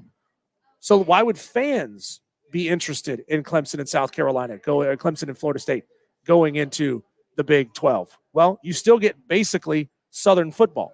You still get UCF. You get West Virginia. Yeah, but it's in Texas. Or, a majority of it is in Texas. But, like I said, we all know that geography doesn't matter in these situations anymore. They don't think it matters to you. You say it don't matter. It matters to the fans. It doesn't matter to the suits. No, it doesn't matter to the suits. Why wouldn't fans be interested in going into the Big 12? Well, they might see their main geographic opponents as essentially beneath them. UCF is beneath you if you're Florida State. I don't know that any fan of Clemson wants to go to the Big 12 or the Big 10. Right. But here's my point. We're in a situation, if the ACC is crumbling, you have to pick one, or you stay on a sinking ship. The SEC, for all we know right now, Cole, the SEC does not want them. the SEC is not an option. I don't buy it. I know you don't buy it, but this is a thought experiment, okay? Mm-hmm. This is a thought experiment. Right. SEC is not on the table. A sinking ship is a terrible option. Yeah. So what are you going to pick? Big 10, Big 12, or Big 12? If I had to pick between Big 10 and Big 12, I'd pick Big 12. Big 12 would also want Clemson and Florida State. Anybody, let me back up. Any conference, Big 12, Big 10, SEC. Well, we're not talking about the SEC. Those two in Big 10 and Big 12. I don't buy the whole sense of, well, this conference wants them more than the other. Any conference would want Clemson and Florida State, whether it's the Big 10 or the Big 12. I just think the Big 12, even though they haven't been in the mix as of late, I do think they would swoop in. They might not have a problem swooping in because you just lost your two teams. If you're the Big 12, you lost your two teams. You're searching for two teams now. I mean, yeah, you've got Baylor and some cute names in there, but the Big 12 lost their conference. These are the two biggest free agents outside of Notre Dame who, for all we've heard, will never join a conference. These would be two massive names. These would be the premier programs in the Big 12 now that Oklahoma and Texas have gone. The Big 12 needs a crown or needs a jewel in their crown. These two teams would be the jewel in that crown. So that, and to me, the Big 12 would make the most sense out of the two. I just feel like when you're talking about before we hit this mega conference deal, because it's going to happen, I think that's inevitable. But, so you're thinking now that the Big 12, even as many moves as they've made, their days are numbered as well. I think yes. Wow. Listen, I think it's a matter of time before it becomes super conferences because of teams like Oklahoma, teams like Texas leaving. And if you're a Clemson fan, and Diesel, the question you asked, if you're a Clemson fan and you had to choose between the two, the only reason I can imagine Clemson fans, when they look at this, I would imagine travel is obviously important to them, but at the same time, let's talk about the elephant in the room. Can we talk about the elephant in the room, Diesel? There's a big elephant in the room. Whether Clemson fans want to admit it or not, Clemson has been privileged to play in the ACC for a long time. Whether Clemson fans want to admit it, they're going to look at it and say, okay, Big 12, Big 10, SEC's not in the picture. So if we have Big 10 and Big 12, which of those two give us the best chance to do what we've done? And if you don't want to admit that, I apologize, but Clemson fans have been accustomed to playing in a weak conference. Yeah. I would even argue that the Big 12 is probably top to bottom tougher than the ACC. So without a doubt. Well, if you're a Clemson fan, you're probably looking at this and, okay, well, if we're not talking about travel, sign me up for the Big 10. I don't know that they would want to go to the Big 12 if we're talking about strength of schedule, especially if Big 10 gives you prestige. Big 12 is a slightly easier path than any of the other conferences that you may be going to, and you're coming in as the biggest fish in a medium-sized pond. Well, the problem is, what's that pond going to look like once the pond – yeah, then you're jumping ship from one pond to the other pond, and then eventually you're all going to get gobbled up by the ocean anyway. Right, and I don't know how long that'll last, but I can't imagine that Clemson fans want to go to any conference where there's going to be a dramatic shift of competition. Listen, if we're talking about what conference they should be in, we all know what conference they should be in. We all know the answer to that.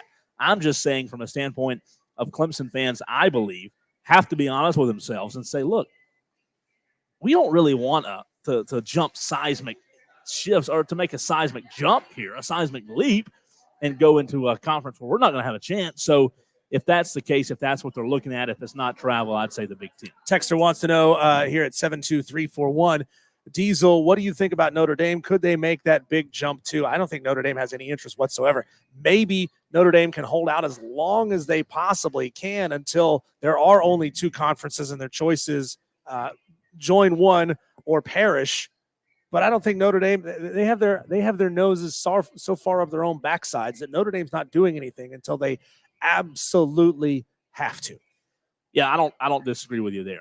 All right, coming up next on the program, something that we all are maybe scared by. I don't know if scared is the proper word, but something that has crept into the sports world that is really, really interesting. It's not only crept into the sports world, Diesel, it's also crept into your job and my job, with AI integration, right? There's AI involved in everything now.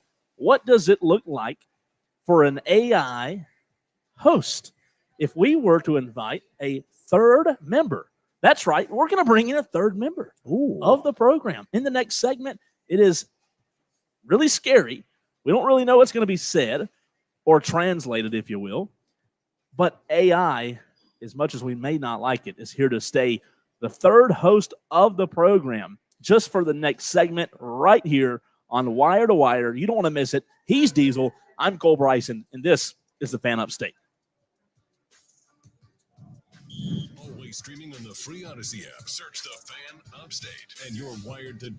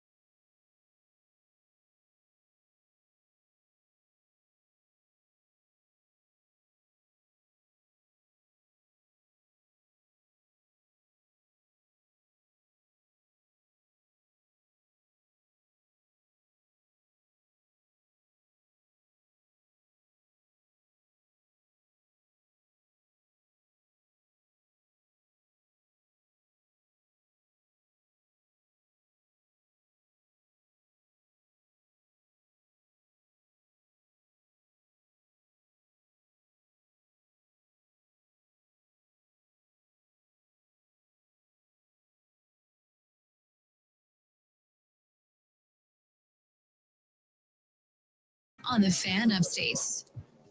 I want to ask your opinion on how you feel about AI being used in sports. We saw back in, I don't know, December, January, the NFL had some games out in LA where there were actual AI robots in attendance. But NFL, MLB, and NBA, all three major leagues have started to integrate AI into their leagues, whether it's after the game, during the game. AI, Diesel, whether you like it or not, is here to stay. It's coming. It's only going to get more and more prevalent. We'll have some fun with it in a second to see how good it would do as a host of a third host. We'll allow AI to be a host of the show for a second. But before we do that, I do want to let you know, I'm Cole Bryson. If you're just tuning in, he's Diesel. We are live at Ingalls on Pelzer Highway in Easley. If you are in the area, we'd love for you to stop by. We're doing a giveaway that you can be a part of as well, or a drawing that you can be a part of, as well as some giveaways that we have right here on hand. We are in the Corner Cafe at Ingalls on Pelzer Highway in Easley. Get your thoughts in by the text line 71307. Start your message with FAN. You can also tweet the show at the Fan Upstate. Diesel is on Twitter at Diesel on Radio, and I am on Twitter at the Cole Bryson. Those are some ways that you can be a part of the program. I don't know how you felt, Diesel, about when you were watching those regular season games in the NFL and saw the AI robots, but I will tell you this, something that I am intrigued about when it comes to AI. The NFL has been using AI technology, to analyze game film and improve player performance. The MLB is using AI to help teams make better decisions about player personnel. And the NBA is using AI to improve its scouting process. Have we gotten to a point where, yes, AI is fantastic. There's a lot of great benefits to it. But the highest paid executives, the highest paid owners, and the highest paid players, Diesel, who are supposed to be experts in these fields, are now having to use AI to do things like make better decisions about player personnel. What does that tell you? So what you're telling me is that literally anybody with money, whether they're smart or stupid, They have talking to you, Dave Tepper, can supposedly just do this job, because all you need to do is type it into a computer and see what the computer says you should do. So let's ask this question. Would AI do a better job at running the Panthers organization than David Tepper? Oh, without a doubt. You think so? Without a doubt. Let's put it up to a poll real quick. Fan vote. Instant fan vote. 71307. I love it. Start your text with keyword fan. I love it. Would you rather, without any knowledge of what we're about to get into or not, would you rather have Dave Tepper, current owner of the Carolina Panthers, or would you rather have an AI robot computer running the Carolina Panthers? You're terrible, dude. Just terrible. Instant reaction. Oh, so man. on whether you're watching on a chat stream, whether you are listening and you can text in, or you can always call in on the Anderson of the Carolinas fan phone line, which is 844-FAN-PHONE, and tell us, Dave Tepper or the AI robot? What do you think the answer will be? AI robot. AI robot. Yeah, There's no get doubt. that guy out of here. But let's back up from a realistic standpoint. Like, if they're using AI in the NBA to improve its scouting process, and they're using AI in the MLB to help make better decisions about player personnel, I don't know how in the world you can say, oh, that's far-fetched. You can't say you cannot say AI would be a better owner than David Tepper. Well, is it really that far-fetched? Is it really that far-fetched? I do know that AI wouldn't send his wife down to the field to scout O-line practice. You don't think so? No. Madcraft. Is that bad or what? Madcraft, this is a question we are going to ask of this AI bot. Trust us, we are going to get down to the nitty-gritty on this issue. That's a hot button topic. Spur Daddy says he would take the AI bot over idiot Tepper any day. Let's see here. Spur Daddy on the text line gets in on that as well. Let's see. Texter says no one or anything running the Panthers will fail no matter what. The Panthers are a dumpster fire. You mean succeed? They're not going to succeed. No one running the Panthers will succeed. Maybe that was AI texting you. Maybe. No, it would have been right. I like the one below it that says, I would take AI over Tepper any day, and I'm so afraid of AI. What does that tell you? What does that tell you about the trust? Did I say trust? The trust that Panthers fans have in their owner. They're telling us they would rather have AI run their organization than David Tepper. But you say to me, Cole, that's not realistic. You couldn't have AI run a sports organization. Well, I tell you, the NFL's using it. They're using it to analyze game film, improve player personnel. The MLB's using it. They're literally using AI to make better player personnel decisions. In the NBA, guess what? They don't have to have as many scouts because they have found out that their scouting process is easier with AI involved. Well, what's really interesting about that, Cole, is who knows how this is going to change college football, because there is a proposed rule in college football that would allow off-the-field analysts to coach players. I'm talking like, the guy, when you hear that the ex-coach of Toledo has been hired as an analyst at Alabama, they're not putting him on the field to actually coach players. They're not giving him that responsibility, but they are having him analyze game film and look at things from a back-of-house perspective. Well, now they're talking about removing that restriction, which would essentially allow an unlimited number of coaches on any staff in college football. But if it comes down to the point where AI is doing this thing, you don't need any coaches. Let's have some fun with this before we go to break. I just asked my AI robot on Snapchat, what should college football do to fix the NIL and transfer portal? I get an immediate response. That was your question to me earlier. Yep. Well, there's been a lot of discussion about it, says AI. Some people think that implementing clearer guidelines and regulation for name, image, and likeness deals could help. As far as the transfer portal goes, maybe they could consider implementing some restrictions or guidelines to ensure a fair and balanced system. It is a complex issue, but finding a balance between player freedom and maintaining the integrity of college sports is key. Is that not incredible? It's fantastic. Have we gotten a better answer? It didn't even take time to think about it. Didn't even instantaneous answer. Okay, so here's the big one. I'm going to whisper it because Melissa Level is right over there. No. She's a Florida State cheerleader. We need to ask this question. Did Florida State actually get screwed, or should they have been left out of the college football playoff? That's going to be a fascinating answer. Do you think they'll know? Do you really think I do think they'll. It's the entirety of the internet. Did Florida State get screwed, or should they have been left out of the college football playoff? All right, I'm going to hit send. I just hit send, and AI says, man, that's a tough one. As a fan, it's always been tough to see your team left out. But in the end, the playoff committee has a tough job and has to make some difficult decisions. It's all about evaluating teams based on their performance and strength of schedule. Oh, AI hit the nail on the head. AI throwing shade at the ACC. It's definitely a topic that sparks a lot of debate among college football fans. Can you believe that? Shade at the strength of schedule of the ACC. Hey, maybe this AI is smarter than we think it is. Can you believe that AI has the capability of throwing shade?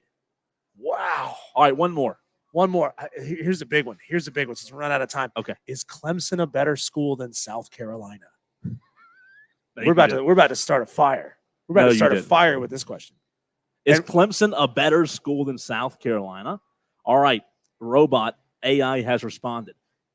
And we're being political here. Okay. I see the answer. Oh, boo. It's terrible. Boo. Both Clemson and South Carolina are great schools. Pull the plug. But they both have their own unique strengths and programs.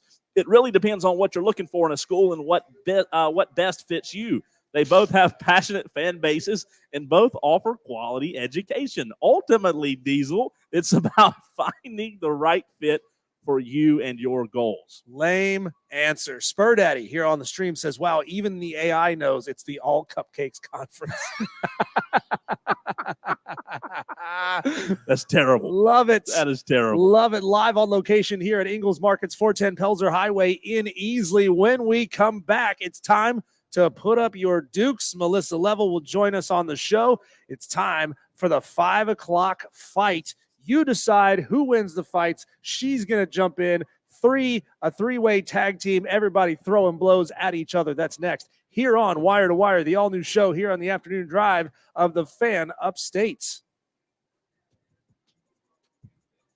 Game on, gloves off. We are pulling I saw that. This is Hey, real quick, I need your. Hang on, hang on. Cole Bryson and Diesel on the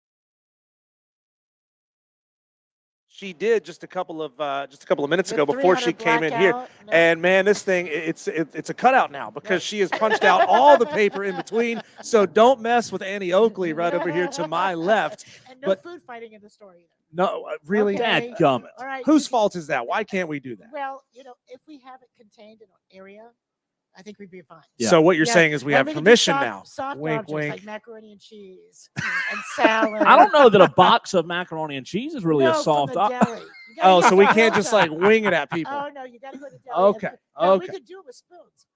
So here's how this That's works. not a Melissa. soft object. No, but with slingshot, you take the macaroni and cheese, you put it in a spoon, you slingshot it. Listen, I used to get in trouble don't for that tell when I us- was in middle school. So Yeah. don't be bringing Yeah. back up my bad habits. Okay. yeah. don't tell us Okay. that That's we're like the ma- allowed. Like the mayonnaise in the coffee. Yes. Without a doubt. So here's how this is going to work, Melissa. Cole and I on this topic on this segment every single day we debate a topic. Mhm. You today, because you're our special VIP guest host, you are not only the judge, jury, and executioner. We know you're a great shot, Right. but you also get to weigh in and you get to argue as well. So this is like a cage match of opinions going off. It's gonna be great. Yeah. So what we're Great. going to do here is we're going to let you kick this thing off. Before Okay. you used to say hit it. Hit. Now I want you to say get it on. Get it on. Brandon, hit it. And all outs, and nobody's leaving unscathed. 3 topics, 1 winner. It's the 5 o'clock fight on Wire to Wire with Diesel and Cole Bryson on the Fan Upstate. All right, here we go with round 1. So many places across the internet and across the media landscape these days are trying to get your dollars, right? Everybody feels like they're trying to reach into our pockets. So with so many of the best writers and all these great people who spent years and years dedicating their lives to creating great content, now going behind paywalls that are trying to get you to spend extra money on their writing, on their opinion, will you pay to subscribe to these sites that ask you to spend your hard-earned cash to hear what somebody else has to say? I say yes, absolutely. If you want the best possible coverage that you can get, you go to the best possible voices that you can get, not some cut-rate writer who's copying and pasting from somebody else. You want to go to the best, you got to spend a little bit of money on that. I'm not paying to hear your opinion. I can get opinions at Ingles. I can get opinions in the parking lot. I can get opinions from anywhere. Am I right? I see some shaking heads out She's there. like, I got them. I'm not paying for an opinion. No, I don't care how good your intel is. I don't care how good your sources are. I don't care how good your writing is or where you went to school for your journalism background. Listen, if you want me to read your content, it better be F-R-E-E. I'm not paying a single please. Well, you tell me, oh, Melissa, it's only 99 cents a month. I don't care if it's a cent a Yeah, but month. you know what? At that point, you own it. Okay. Right now, you actually think that the media that you don't pay for is not telling these people what to say. Okay. Yeah. But if you're paying the content and the fan and the person that's listening is driving the train, they're going to be listening to what their listeners and their readers want, not what their bosses are being told to tell them to say. So you're saying these free sites, these writers are being bought and told what to say. You also realize, Right. Cole, if you're not paying for that content, you know what you're getting every time you log in? Bam. Lies. Ad, bam. Ad. Boom. You're trying to be influenced here. Right. Boom. They're trying to sell you this. And then Right. they're probably also hacking your computer. Wait a minute. Wait I've a minute. seen your Yeah, browser lies, history. lies, You don't want people, lies. you don't want that information getting out. TheFanUpstate.com. Can we take a minute?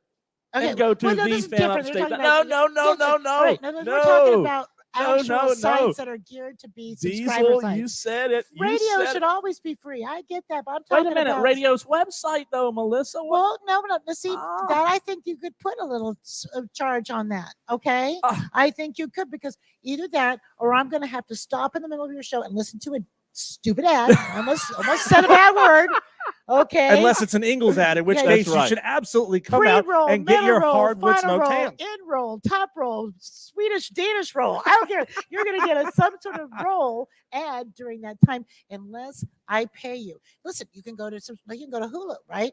You go to Hulu without ads, Hulu's with ads. I pay for the Netflix- ads on Hulu, so I don't have to watch Well, it. so So you don't what- have to watch, right? Netflix with, Netflix without. Which would you rather do? You want to sit there and watch the ads all the time? Pay for it. You own it. So let me ask you this. At what point? Well, I have a subscription to the so-and-so Chronicle. I have a subscription to the so-and-so, daily, whatever. How many subscriptions can you accumulate to where enough becomes enough? I'm not allowing them to have access to my bank account. And I'll tell you what else.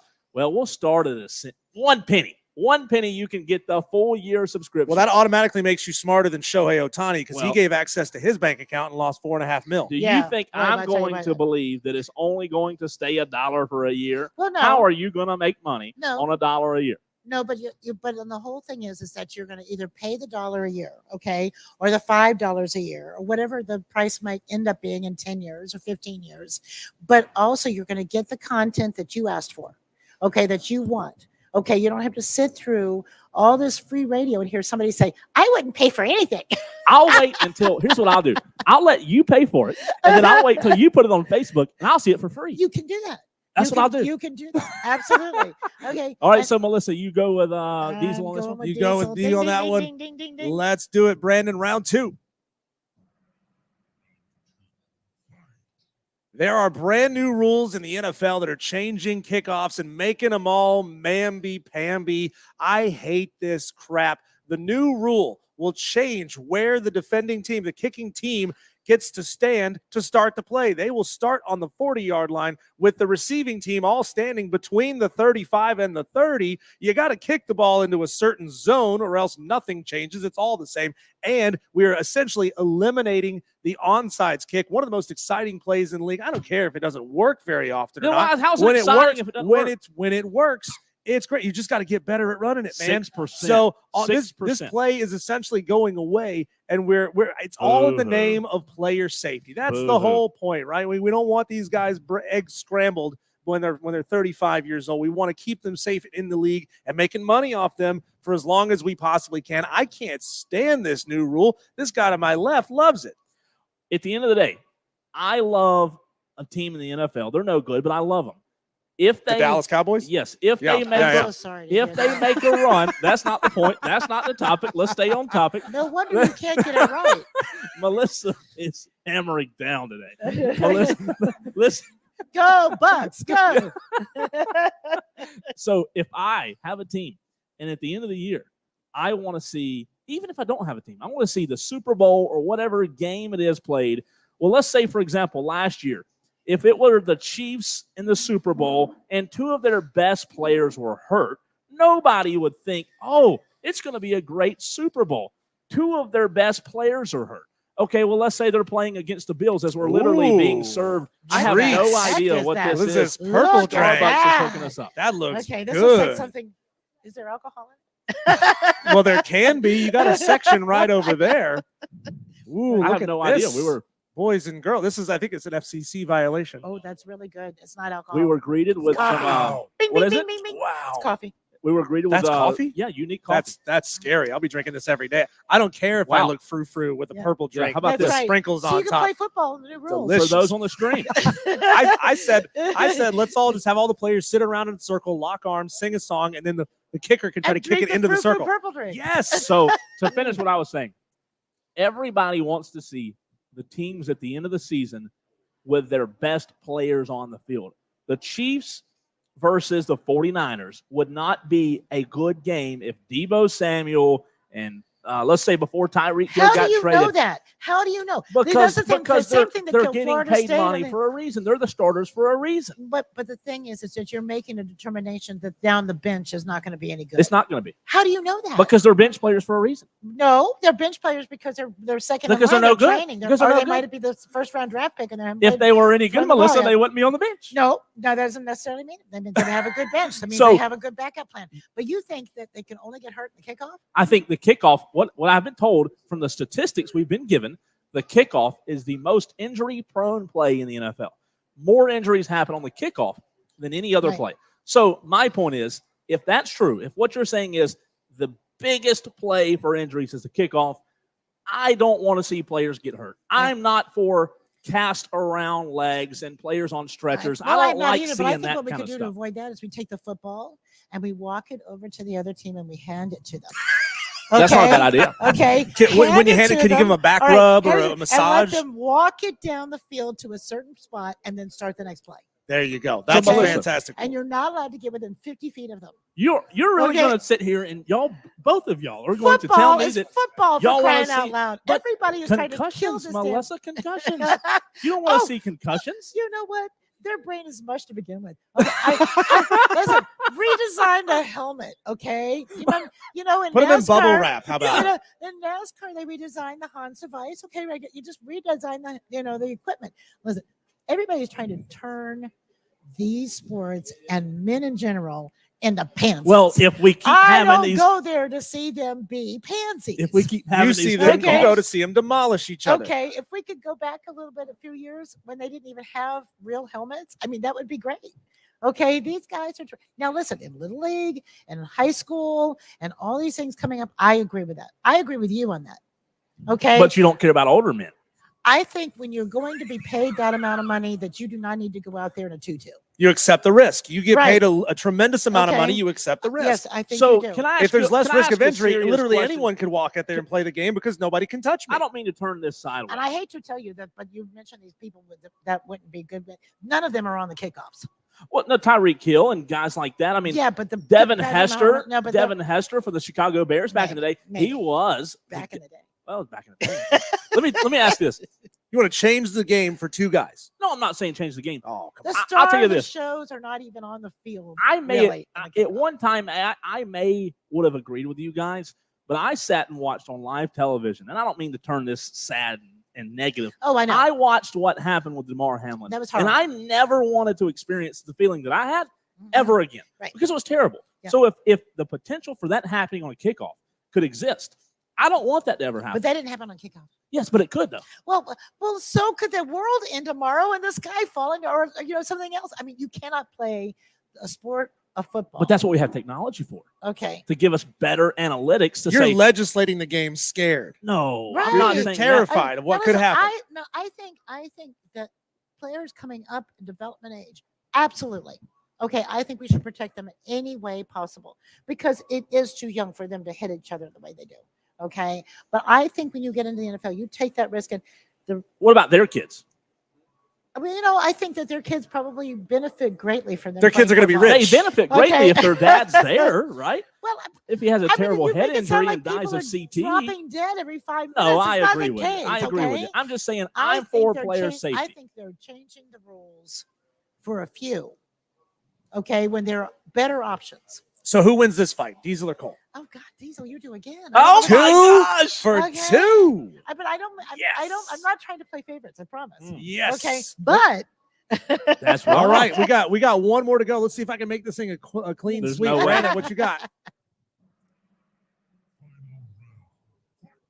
So we're seeing this now with the transfer portal getting way, way out of control, with literally any and all restrictions being removed from what players can do. And I heard you say this on this show a couple of weeks ago. The only restriction is that you can't transfer twice in one season. twice in one season. You can't transfer mid-season. We are seeing now what I'm going to call boomerang players. Right. We've got two big examples. One of them I know. even went to your school. I know. He was the first example. Gilbert Edmond played 3 years at South Carolina, transferred to Florida State for about as long as a cup of coffee, Right. and then he transferred Right. back to South Carolina. Now we're seeing a situation with former Alabama player Caden Proctor, who played a lot last year Right. as a freshman. His head coach left. I understand if you want to put that stipulation on transferring, but he committed to Iowa. Right. Allegedly didn't accept any NIL money, didn't actually pocket the cash. And he's re-entered the transfer portal and recommitted to Alabama. I think it's weak as hell for any program to accept any of these players back under any circumstance. Yeah, it's just not going to work. Do you agree? No comment because y'all have already made your mind up. No. You've already made Oh, your he's mind already. up. No, Oh, I'm he's gonna say calling. this. I wanna He's tell- calling I don't even chicanery know- on you, Melissa. I don't even know what your final outcome would be on that, or whether you agree or disagree. But I'm going to tell you something. The transfer portal is nothing but a bidding war. It is. Okay, so you and I agree on that. It's a bidding. It is war. a bidding war. Okay, so they go and they don't get to play what they want to play. These guys they have to take a pay cut to go in the NFL. So let me ask you this Okay. question, if you don't mind. Yeah. If you don't mind me asking, the transfer portal. I agree with you. It is a bidding war. However, would you agree with me when I say you don't hate the player, you hate the game? the NCAA allowed Yeah, it's all crazy. of this to happen. Yeah. So yeah. I understand what you guys Yeah. are saying, but if I'm allowed to go make money over there beside that white Not gonna truck change. and then come back here, I'm going to tell you, you're going to take advantage of the situation as long as you can. it's And not I taking agree with- advantage of it. It's just No, saying, hey, but it's you're gonna- allowed. It's allowed. It's but allowed. You're going to be able to benefit from it. Let's say you change that as long as it's allowed, right? And I agree with that. I agree with that. Okay, if it's if benefit, it's allowed. Okay, but what it does do is it tears apart the fabric of college football. Oh, that's gone. You have bidding wars starting. The transfer portal isn't. It's the entry portal. Okay, I mean, Yeah, but Melissa, You have that college happened. coaches right now who don't know who's going to be on their roster in 3 Yeah, but months. guys, let me I say this. interviewed Arch Manning, and when he was a junior, and he had $5.5 million in NIL money already. This This is crazy. He didn't even have a school yet.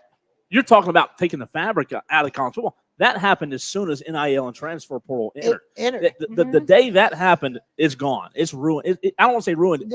Nothing better can't go than back. what happened to my beloved Seminoles. I know I keep harping on this, but we got, excluded. Right. Okay, Yeah. good or bad, out of the playoffs. For sure. Okay, so we had a bowl game. Okay, so everybody that could go to the NFL, right, go to the NFL. Then everybody, including our backup quarterback, okay, went to the transfer portal. Okay, so we played the Tallahassee High School, okay, against the Georgia Bulldogs. Okay, it just tears apart. I think the only thing that's going to happen is that has to go away. That has to go away. Well, I think what you do is you have contracts. That was my fingernail. But No, you're fine.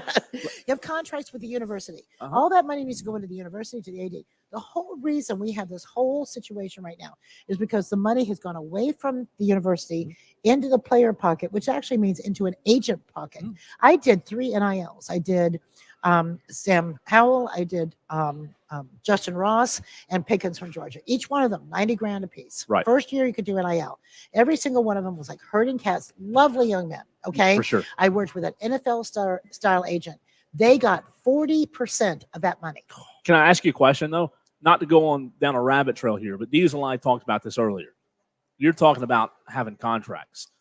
Why not just make the players have a buyout just like a coach has a Well, you buyout? could do that. You could do that, but it has to be through the university. For example, if I'm going to give sponsorship money instead of giving NIL money, okay, I'm going to give sponsorship money to the university. Okay, and they pool all that money, plus all they have from their alumni and everything, and they divvy out this money based on everything. Right. Okay, you can still make deals, you can still buy out, you still have a contract with a player, but there's a couple things. They have to stay to the end of the season. They have to play the bowl games. Okay, and they have to stay one full season. Okay, and then if they don't, then they can buy it, but they have to pay back the investment. And see, you're not even considering the fact that they're also getting like an education on Right. top of everything else. Yeah, Okay? that has become valueless in this world of Yeah, it's college gone. football. People Okay. look at it. Fans have convinced themselves that this $150,000, $200,000 scholarship package that they've Right. gotten, education, room and board, Right. to free food, free clothing, all that stuff is valueless. And when And you you'll think never about- convince It is, me of that. When you It think is about, valueless. it's what what do you say? Average, maybe some of them go, and then that time they're only 1 to 3 years. Yeah. Then they have to go out and like make a living. Okay, and Yeah. they're not all going to make the kind of money they made in college anymore. That's crazy. And we don't have to have these giant super conferences, so all the TV money keeps going back into the university. It's nuts. So, Melissa, Who's the one winner? more time, who's the winner? Well, you know what? I kind of have to say when we talked about it, I have to agree with you. Oh, Okay? thank you. And the reason I say it is because I think you're right. It's allowed. Okay. Okay. We can argue it all day long and Yeah. how it should be. Make me Right? feel better about this. Okay. You just ripped my heart out. I was Okay. trying to go We 3 can for argue 3. all day long about how it was, how it shouldn't be and what we should do instead. But until the change is made where it actually matters, we can't do anything about it. I There you agree. go. I There you agree. go. That's Melissa, why she's the GOAT. thank you so much for joining us. That's fun. We so much appreciate it. You can Listen, pay me later for the. absolutely. That's We could do this. We could do this for Can 4 we get straight some of that hours. NIL money, please? And we listen, the coffee shots, those Yeah, were fantastic. I don't know if you Yes. hooked us up with Okay. those or not, That but is thank you zing- so much. I feel a zinger coming on. We sure do appreciate it. Thank you. And thank you for allowing us to be here at Ingles, where we are right now until 7 o'clock. Diesel, myself, Cole Bryson at Pelzer Highway in And Easley. we love the new show, and we love Thank you having so here. And much. thank you so much. It's going to be great. It's And gonna the be audience loves fantastic. you. Madcraft is a fan of yours. Madcraft says Melissa is the GOAT. Oh, They it's have a okay. lot of Yeah, love, you're making her especially blush. especially the texters that are pointing out since you're hating on the Cowboys, they love you even more. Yeah, So, and since I agree with you at least one time, they like me even more, that's right? right. They would have hated me if I agreed with Diesel the whole time. That's right. And Well, that right there wraps up the 5 o'clock fight. Brandon, hit the close. What do you want Diesel and Cole Bryson to fight about next? Submit your topics to Diesel at thefanupstate.com. Subject line fight on the Fan Upstate. That's right. Tell us what you want us to fight about on tomorrow's 5 o'clock fight each and every day. 3 topics. We take different sides. You tell us who won. Melissa, I thought you were on my side, and then you go and you Yes. stick it right. Should I turn Yes. around so I can get that knife in the back? Absolutely. Yeah, it's kind of like a Absolutely. bull. I wore you down. You thought you had me. Melissa, you're all over the place again. Thank you Thank so you. much. We'll talk to you soon. Okay. Coming up next on the program, I asked the question, the criticism from Gamecock fans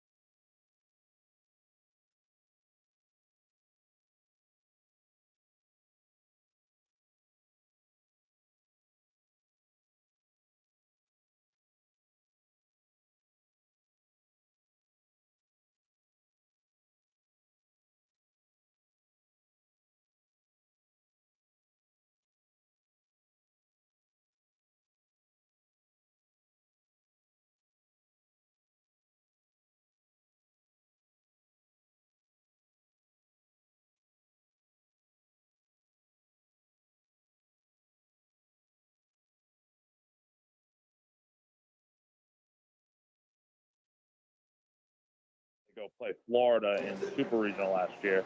I think they struck out at least in the double digits in both those games they lost against Florida. And when you're able to do things that you can hit with runners and score, like I said, move runners over and score, I guess, in small ball in a way, you're going to be very successful. And I mean, they still have power bats to go out there and win games. I mean, even Petrie and Cole Messina and Kennedy Jones are already really threatening 2, 3, 4 in the order.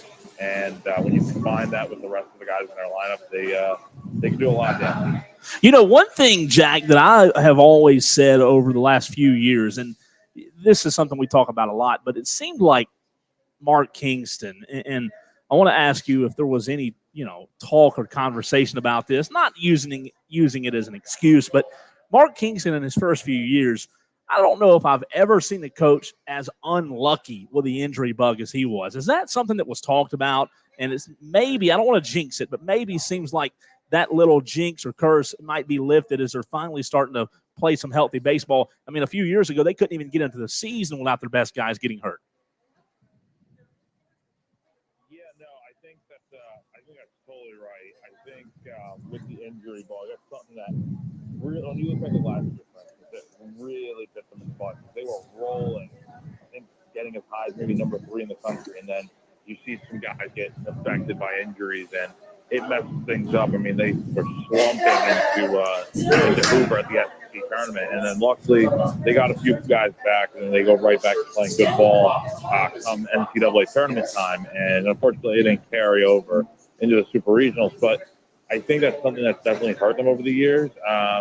I think with this year's team, they really do need to stay healthy, especially on the pitching side, because I feel like, I don't think you're one injury away from your pitching just going to, falling apart. But at the same time, it's like, you're counting on a lot of younger, slowly starting to become proven guys in that rotation, specifically in the rotation. But, think about it. Like, let's look at a guy like Ethan Petrie or Cole Messina. What happens if one of them goes down? You don't want to even think about that sort of stuff. But, when those guys are on, the rest of the offense clicks. So it would be tough if they got any injuries. But so far, they seem to be pretty healthy. I think it goes back to the way that they train and stuff. Jack Feltry, GamecockCentral.com, joins us here on Wire to Wire with Diesel and Cole Bryson. Jack, if South Carolina, who's currently sitting now at 18 in the polls and seems to be rising, if they fail to host or even to make a regional, it'll be because of what? If they don't host the regional, but they end up making it to one, is that what you're saying? Well, I'm just saying if they fall short of making a regional or hosting a regional, it'll be because of what? Because of what? I would say it comes down to just offense, in my opinion. I think the pitching staff was the bigger question mark going into the season, but so far, as long as things continue to trend like they are, the pitching staff has really fit the strong suit of the team. You have guys like Eli Jones and someone like Tyler Pitzer, a freshman who went out and dominated Vanderbilt the other day, and Dylan Eskew and Matthew Becker. If your rotation and bullpen continue to pitch the way they have, I think South Carolina is going to have a real good chance to make a run. On the flip side, I think it really comes down to the offense, right? Because we've seen what it's like when this offense struggles. And if guys like Ethan Petrie and Cole Messina aren't clicking, how does that impact the rest of the offense, right? Is it a domino effect, or can other guys step up and put it all together? But I think, that's the one thing that would concern me is, if they aren't able to hit runners in score position and stuff and strike out a ton, how does that kind of impact what they're able to do come postseason time? Jack, great stuff, man. Listen, we're following and covering South Carolina baseball and Clemson on the program, and anytime those programs are playing well, it's obviously better for our show, right? So, before I let you go, one thing that I've always disliked about the schedule is the fact that the Clemson series and South Carolina, when they play each other, obviously the fans care a lot. When it's at Floor Field in Greenville, it's a packed house. It's always a great turnout. This year, obviously, weather played an impact. But do you think that series maybe being moved to middle or later in the season would actually mean more? Because following Carolina and Clemson, in the time that I have, as early as those games are played, unfortunately to me, it just seems as if that series really doesn't matter a whole lot. So there's a few ways to look at it, and I don't know how much time I have, but I'll try to make this quick. Here's the thing. With the way it's played right now, first of all, I don't really like the 1-1-1 where it's, one game at Clemson, one game at Carolina, one neutral. So I think it needs to be one place or the other. It just makes everything logistically easier. And you could have had a doubleheader this year. But I think it's a good benchmark to see where you're at before SEC play or ACC play. And, for Clemson, they're roaring hot right now. And they're playing some of their best baseball. And, South Carolina, they lost that series. And it showed that, okay, they need to kind of regroup a little bit. They need to fine-tune some things and get it right. Now, if you play that series later in the year, like let's say they play it in, I don't know, a random weekend in May. Mm-hmm. I think the hype is a lot bigger. Depending on how good these teams are, I think they'd still be top 10, top 15 in the country, and you see a lot more eyeballs on it. So that's not to say there aren't eyeballs on it. I mean, people are going to tune into the series, sell out the stadium in general. But I kind of get it. I think back in the day, back in like the heat of the rivalry and stuff, I believe they used to split it up to where they would play some games later in the season. So I honestly wouldn't mind that if they did something like that. Maybe I don't know. I mean, maybe make it 4 games and play 2 games in the early part of the year, and maybe 2 later. I'm not sure. There's definitely a solution somewhere, but I definitely think it starts probably starting to not have this neutral site thing in the middle. I think just play a series at Clemson one year and a series at Carolina. I think it just makes it a lot more entertaining that way. Jack, I want to ask you one more question, and I want you to look at this from a 10,000-foot perspective. To what do you attribute so much of the power in college baseball pulling towards the Southeast? I mean, when I was growing up, there was so much elite baseball coming out of California. The small schools in California would always be really, really good. But, man, as I scroll down the D1 baseball top 25, I'm seeing almost no teams outside of the Southeast, or even new teams that are coming into the SEC outside of maybe UC Irvine, and I see Oregon State all the way up there at number 2. Like, why is college baseball shifted its power to this region? Well, I think it has to go back to the high schools, right? And I think, let's say Texas, for instance, and Georgia and Florida, and trying to think of like Louisiana, and even South Carolina and North Carolina. These types of states have really good baseball talent. And that's not to say there isn't other talent across the country. I mean, there's high schools in the Northeast, I'm sure, that produce pretty good baseball, but it's just not as it's not as big. That's probably why you don't see many top 25 teams come out of like the Big Ten or other conferences like that up there. And even on the West Coast, I mean, I'm surprised. California, like you said, is such a big state, and it's got a ton of baseball talent, I'm sure, from that side of the coast.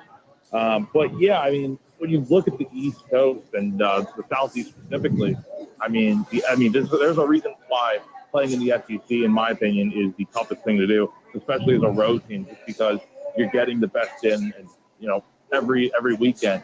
And I mean, that's why teams like Southern Miss, for instance, are getting the recognition that they are. That they're small schools even, and they're making runs in the college, in the NCAA tournament, and it's a product of what you're getting on the high school level. Because I think that's ultimately what it comes down to.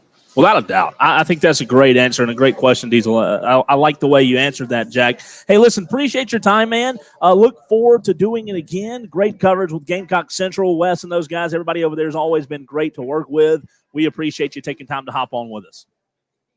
Thank you guys so much for thinking of me and having me on. I really appreciate it. Have a good day. You too. That's Jack Veltri of Gamecock Central. He covers the Gamecocks, and you know what, does a great job. I tell you, I love covering college baseball. And something, Diesel, I said, I hate to say this, but when Clemson and South Carolina both are no good, it's just no fun covering them. And right now, I don't want to jinx it, but it looks as if Clemson and South Carolina baseball, we might have some fun covering both of those teams this year. I do have only one objection with anything of what Jack had to say there. Uh-huh. It's when he said, back in the day when this rivalry was really heated, Yeah, Jack, Make you I feel don't old. think this has cooled off one bit. Well, we I got think two the top baseball 20. has. We got two top 20 teams. I think this thing is as spicy as it's ever been. We are live here inside the Corner Cafe at Ingles Market's 410 Pelzer Highway in Easley with your chance to win a $25 Ingles gift card. Now, tell me, wouldn't you like to take $25 off of your grocery bill this week? Yes. Of course you would. Maybe there's that thing that you've said, ooh, I kind of want to treat myself and get that.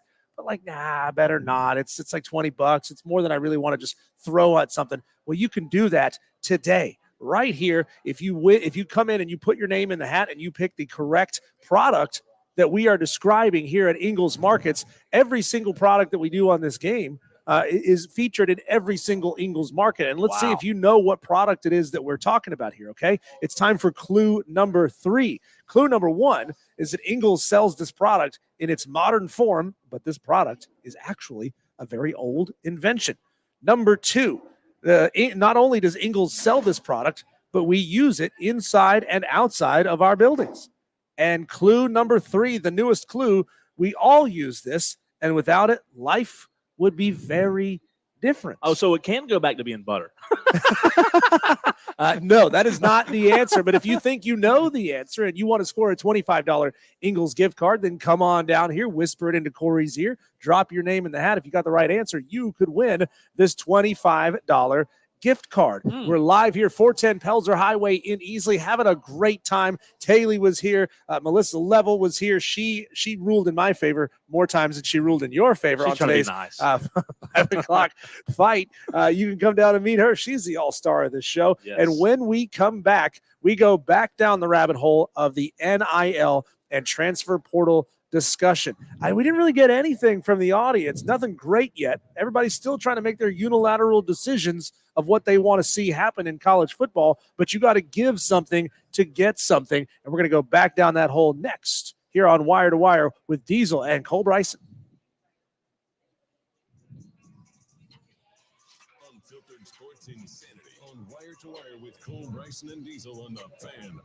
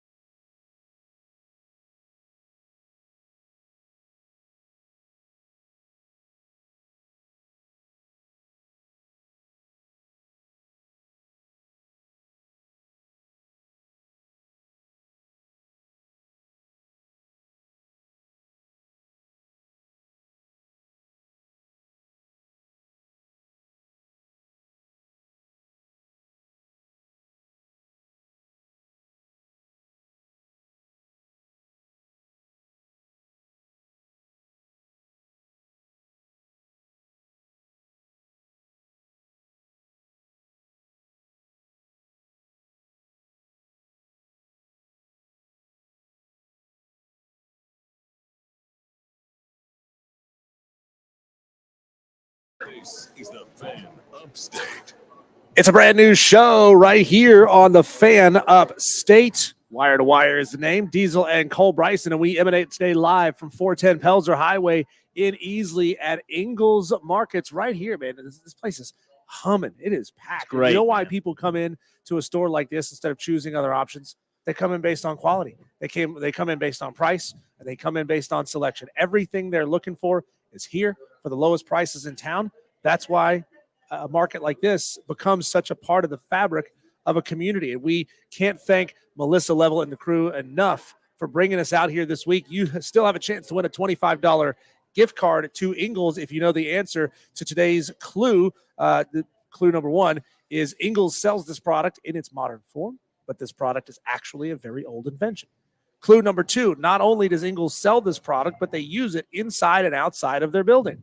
And number three, we all use this, and without it, life would be very different. If you think you know the answer to those three clues, and there will be one more coming for you in the 6 o'clock hour, you can come on down here, whisper it in any of our team members' ears, and if you get it right, you get to put your name in the bucket to potentially win a $25 gift card.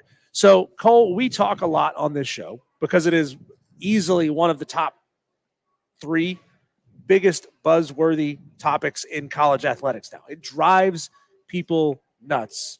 Name, image, and likeness, and the transfer portal.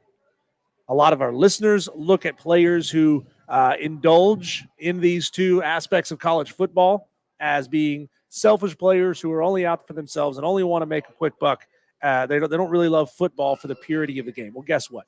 You've let that cat out of the bag. It is what it is. It is part of this world. So how are we going to fix name, image, and likeness in a way that, well, no, you can't just make a unilateral choice here. You just can't say, I'm going to come in as the czar of college football, because even Nick Saban, the guy that we all thought was going to be the czar of college football, he had to go to a higher power to say, we need help with this issue. You can't just make a decision and say, this is what we're going to do. You have to think like somebody who's going to be in the boardroom, somebody who's going to be negotiating this thing. So what are your achievable NIL and transfer portal fixes? You all know how negotiations work. Some of you do it with the boss every couple of years for a new salary. Some of you have to negotiate with your wife every couple of nights for some loving. Some of you got to negotiate with your kids to try to get them to brush their teeth. You know they need to do it. They don't want to do it, but somehow you got to convince them. So how do we fix name, image, and likeness and the transfer portal blunder and what it has become? I need your answers. I need you to text into the show at 71307. I would love for you, if you're watching on the stream, to drop your comments there. Tell us your achievable NIL and transfer portal solutions. You have to give up something to get something. A lot of people have a problem with players getting any money at all. They don't want them to get NIL money. They want to abolish that thing. But what are you going to give up to actually get them to agree to that? Cole. Well, don't use the word fix. Because if you use the word Improve fix, may be the only word you can use here. yes, that is correct. If you use the word fix, the conversation is dead. The conversation is no good. It's no bueno if you use the word fix, because there's no fixing it. However, as I said earlier, for the new audience that have just tuned in to Wire to Wire, I will say this. I do think some accountability would be nice. I would like some accountability between the players and the collectives and the universities. The universities have no problem paying a buyout for a coach. We to bring it to a local perspective here, Will Muschamp is probably one of the smartest men to ever come through the great state of South Carolina. Is Will Muschamp the best head football coach? No, but guess what he did? He somehow managed to get paid by Florida, Georgia, South Carolina, Auburn, you name it. He's getting paid, and he has gotten paid bank because of what? Buyouts. So I would like some accountability. I would really like to see the collectives and players be held responsible and accountable to where if they want to leave, they have to sign a contract. And look, at first, Diesel, I thought, well, maybe the best way to do this is for them to have a salary cap, right? Sign a contract with who? Say it again? Sign a contract with who? Well, Who would the players be signing a contract with? I want the players to sign a contract with whoever they take money from, to where if they leave, the money has to be paid back. There has to be a buyout. Maybe it's not a contract, but a buyout has to be agreed So you want upon. every player with every NIL Yes. entity. And Yes. what if a player has 10 of them? You want them to have 10 contracts in 10 place. buyouts. So what if this player has a contract with one advertiser who wants to induce him to break that contract with somebody else? Show me the money. I'm so sick and tired of this. Well, let's just let's just take this money from Iowa State and come back to Alabama. Again, I'm not blaming the guy. I do the same thing because He didn't it's take legal. the money though. He didn't take the money. Well, he got offered the money. He got offered the money. The And problem we don't is- know if that's the reason why. My understanding is he left Alabama to go back to Iowa because his family was there, and there was a sickness or an illness in the family. So he seems to have been leaving Alabama, going back to Iowa for good reasons. There was still NIL offers in place. Like, let's not kid ourselves. Buyouts, my point is buyouts will hold both parties accountable. You want to leave, pay the buyout. The coaches have to pay a buyout. Why shouldn't players have to pay a buyout? That's fine. You want to go to 10 different places? Go to 10 different places, but pay the buyout. Pay to play. That's my 2 cents. Okay, so if I am, let's look at it from the perspective of the university, okay? If I'm a university or a conference, an entity that agrees to make players an employee, because there's a lot of people who believe that that's where this is going to go. It should go. If I am the SEC, congratulations, I've just gotten a huge pay bump and I don't need to be here anymore. Yeah. But if I am the SEC or I am the Big 12 or I am the Big 10, and you know what, I say, okay, we're gonna change all of this. We're gonna make you employees, which there will be assurances in your contract as an employee of this conference or of this university. What do I need the players to give me? What do I think the players would actually give me to get the stability of an employment contract with a university? Well, I believe that should have happened before all of this even took place to begin with. It's kind of hard to go back and find stipulations now, right? I think that should have been in place, but it wasn't. So now you have to find something. Like I said, it's going to be a shock to the system, but I think something needs to be done. Tomorrow night, the Clemson Tigers have a chance to punch their ticket to the Elite Eight. I will tell you what Clemson player is going to be held most responsible for tomorrow night, whether it's a win or a loss. Which Clemson player has to own it tomorrow night, next, right here on the Fan Upstate.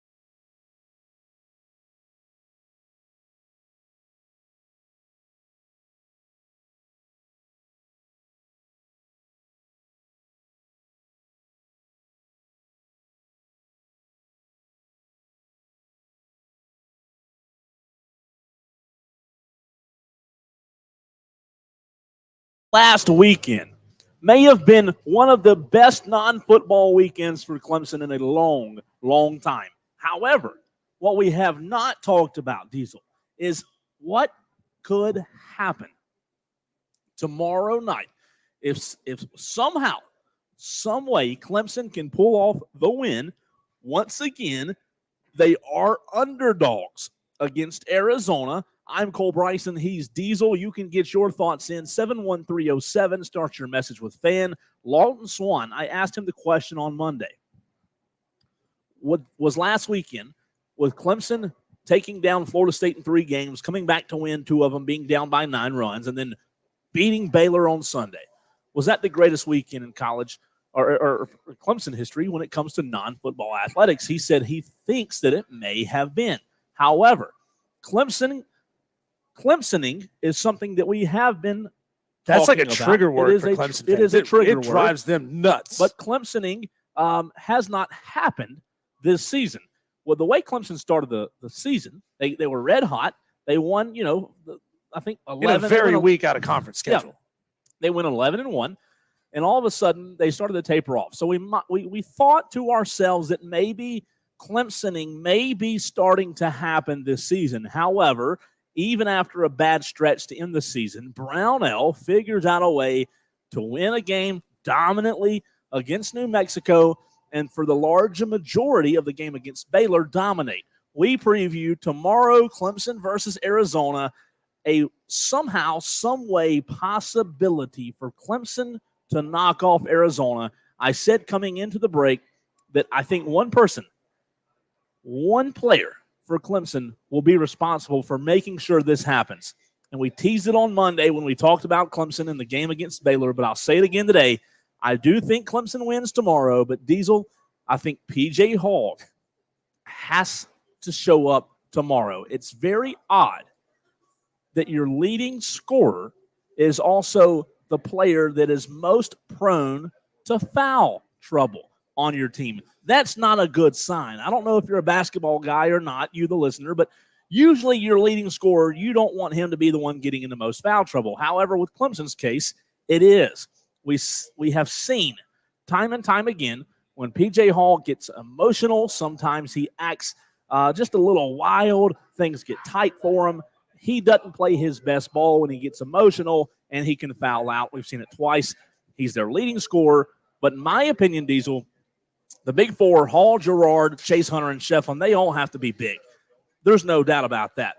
Yeah. But P.J. Hall tomorrow has to be the guy that somehow pulls this off for Clemson. I don't mean to make it sound like this game's on P.J.'s shoulders, but P.J. Hall's the best player on the floor. This is his time, though, when he could put this team on his shoulders and he could ascend to legendary status at Clemson. I think, 10 years from now, 20 years from now, people will look back at P.J. Hall as like, yeah, he was a really good basketball player, but this could be the game where he cements his legacy for this program. I mean, you said it yourself. He is the straw that stirs the drink for the Clemson Tigers this season. He is the leading scorer on the team, 18.5 points a game. He is the second leading rebounder on the team behind Ian Shefflin. Yeah. He leads the team in steals and average per game. He leads the team in blocks, average per game, 1.5 blocks. So if you take all of that away, you're a fairly one-dimensional basketball team. Well, one-dimensional basketball teams have to a lot of times rely on defense to keep them in games. And as well as Clemson played against New Mexico and Baylor, they're going to have another perfect defensive outing. Again, a perfect defensive outing doesn't mean giving up 50 points, but if you ask Brad Brownell, you go back to what he said after the Baylor game, the first word out of his mouth was defense. Clemson's defense through the first 2 games was impeccable.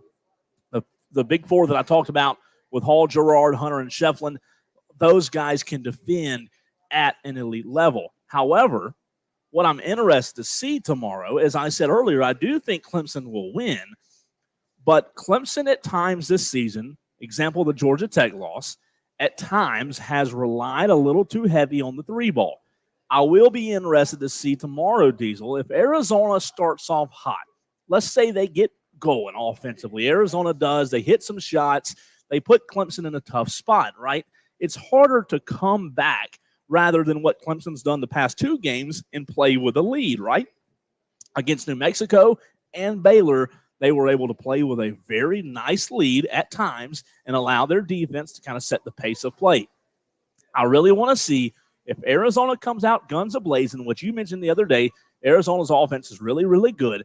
If Arizona jumps on Clemson early, does Clemson stay with what they know, feed Hall in the paint, stay true to who they are, or do they get trigger happy and start jacking them up? Because we've seen at times this year when they do that, they're not at their best. And that's where exactly where what you said earlier about PJ Hall's emotion and the way he plays basketball comes into play. We saw some frustration fouls late in the game against Baylor. He fouled out of that game with 30 seconds to go on a frustration foul. That's not a foul that he should have committed. His 4th foul was not a foul that he should have committed.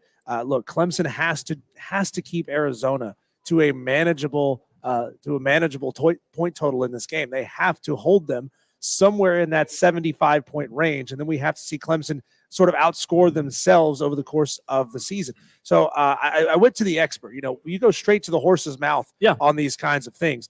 Jay Billis did some re-ranking of the 16 teams still in the college basketball tournament, and he has Clemson ranked as his 14th best team still in this thing. Before you start throwing sharp, pointy objects, Jay Billis tends to know what he's talking about. 14th out of 16. 14 out of 16. He's got San Diego State as the 16th best team left, NC State as the 15th best team left. He gets to Clemson. They are the 14th best team. And here's what he had to say about Clemson. Quote, Clemson was inexplicably omitted from the field last season. Well, I think we know why they were omitted from the field last season. They didn't play well down the stretch. And has proved its mettle by beating New Mexico and Baylor. Solid in most every area, but not spectacular. Agreed. The strength of this team is in its front court. Agreed. PJ Hall. The Tigers will have to slow the game down. So here's where we get it back to what you were saying about pushing the ball inside instead of just jacking up threes with 20 seconds to go on the clock. You have to move that ball inside. You have to let PJ Hall work. You have to let him use his body and hopefully get Arizona into foul trouble. If you can do that, if you can take out some of Arizona's best players like Keyshawn Johnson, then you get into a position where you can allow your superior free throw shooting on the season carry you down the stretch at the end of the game. Clemson this season has been a 78% free throw shooting team. It's pretty good. It's not elite, but it's pretty good. If you can get them down into that situation where you can score points with the clock stopped, that's how you beat Arizona. I'll give a tease. Something that is really intriguing to me is we talked about it on Monday. When you watch that game, and I had this conversation with several people, Clemson somehow, behind the efforts of Chase Hunter, and you're right about their front court being kind of the identity of the team, but somehow the last 2 games, Clemson has relied more on the guard play of Chase Hunter and Joe Girard, the transfer, to catapult them into the Sweet 16. I'll give a tease by saying this. Tomorrow on this program, we're going to have on PJ Hall's high school basketball coach, Thomas Ryan, on the program to talk about the identity and the style of play of PJ Hall. Tomorrow night, you will see at 7 o'clock when this show ends, Clemson play Arizona. What's so intriguing to me is why PJ Hall, coming back into the game on Sunday, allowed Baylor to get back into the game. Before PJ Hall came back in, Baylor was pretty much suffocated. Clemson was dominating. It was Clemson's game. PJ Hall comes in, and Baylor creeps back into the game. I want to know from him, and we'll ask him tomorrow, if there's any direct correlation to that, because the last 2 games, PJ Hall hasn't played his best. He hasn't lived up to a season average of 18 points. He's averaging about 12, 13 points right now in the 2 games. He's averaging 18.5 or so in the regular season, and he hasn't played the defense and the offense. Obviously, a lot of that has to do with because he has sat on the bench a lot of the minutes because of the foul trouble. But we talk about this a lot in football. has Clemson found a way to play behind the guards when PJ Hall isn't on the floor? I'll be interested to see tomorrow, Diesel. And I don't mean to I don't want you to take this the wrong way, our listeners, but if PJ Hall doesn't get into foul trouble tomorrow, let's say he plays, the first 18 minutes in the first half or whatever it is, plays the majority of the first half and plays the majority of the second half, Diesel, what if you watch tomorrow night's game and find yourself thinking, man, they just don't seem like they're really in a rhythm with Hall on the floor? I hope that's not going to be the case, but that's what I saw. That's what my eyes saw in the New Mexico game and the Baylor game, was that when Hall was on the bench, they had to rely on the guard play. They got into a rhythm. They got into a groove. Hall came back in, and all of a sudden, things just didn't seem to flow the exact way. Excuse me. So tomorrow, I hope that's not the case, but I will be interested to see if he does stay out of foul trouble. Will he allow the team to play through him, or can he just, as you said earlier, say, you know what, this is my team. I was frustrated with the last game, how it ended. We played his interview right here on this show 2 days ago. I'm going to carry this team into a win, into an Elite Eight. I told you guys that Brad Brownell is my guy. He's my coach. He's good enough to get us to an Elite Eight, and I'm going to carry them there. I hope that's what happens. I want to see that out of PJ. What we need to get is a feel for how PJ plays when he's got 3 and 4 fouls. If he's a tight player who gets tighter down the stretch, I think he does get tight. If he's got coaches in his ear saying, PJ, you are so important to this team, you can't foul out of this game. Well, then tight players play tight, right? That he starts reaching, he starts playing in a way that it's atypical for him, because he's got somebody say, well, you better not do this, but you better not foul out of this game. We really, really need you. Yeah. So then he starts reaching. We saw it in his 5th foul against Baylor. He kind of just reached in and just kind of threw an arm out there. That's not PJ Hall. That's not how he plays basketball. He is a decisive basketball player. So that's going to be really interesting. And that's a fantastic get, by the way. That might be the best interview on the radio in the upstate of South Carolina tomorrow. No doubt. So shout out to you, Cole Bryson. You picked one heck of an interview there. Well, I want us to be right on top of things. I want us to be relevant, right? And speaking of what you just said with Brownell, one thing I did think was very interesting before we get to a break. He said after the game that against Baylor, he was way too hard on PJ. I don't know really what to make of that. Like, you're the coach. You're supposed to be hard on your best player. I don't know if Brownell, the way he was hard on PJ, affected his play on the court, but that's something that I would like to ask. You're Coach also Thomas supposed Ryan. To know what motivates that guy. Right. That's right. That's if you're in his ear and you're getting in his ear in a way that has not motivated him over the course of the season. Yes. If Brad Brownell is coaching tight and that is trickling down to his players, could be that very well may be the answer as to how all that has happened. We are live here inside the Corner Cafe at Ingalls Markets, 410 Pelzer Highway. What a fantastic show this has been. All the people who have come up and said hello. This has been great. You can still come out and get your name in the hat for a $25 Ingalls gift card. As a matter of fact, I will give you the 4th and final clue when we come back from break. This will be the one. This will be the kicker. I think, this will be the oar in the water that gets you to the point where you say, oh, I know the answer to that question. And then you can come out here to 410 Pelzer Highway in Easley and put your name in the hat to win that thing. Also, when we come back, we'll talk about the new NFL rules changes, not only the kickoff rules, but also this hip tackle rule that we're going to get into as well. Next, on the other side, on Wire to Wire with Diesel and Cole Bryson, we are the Fan Upstate.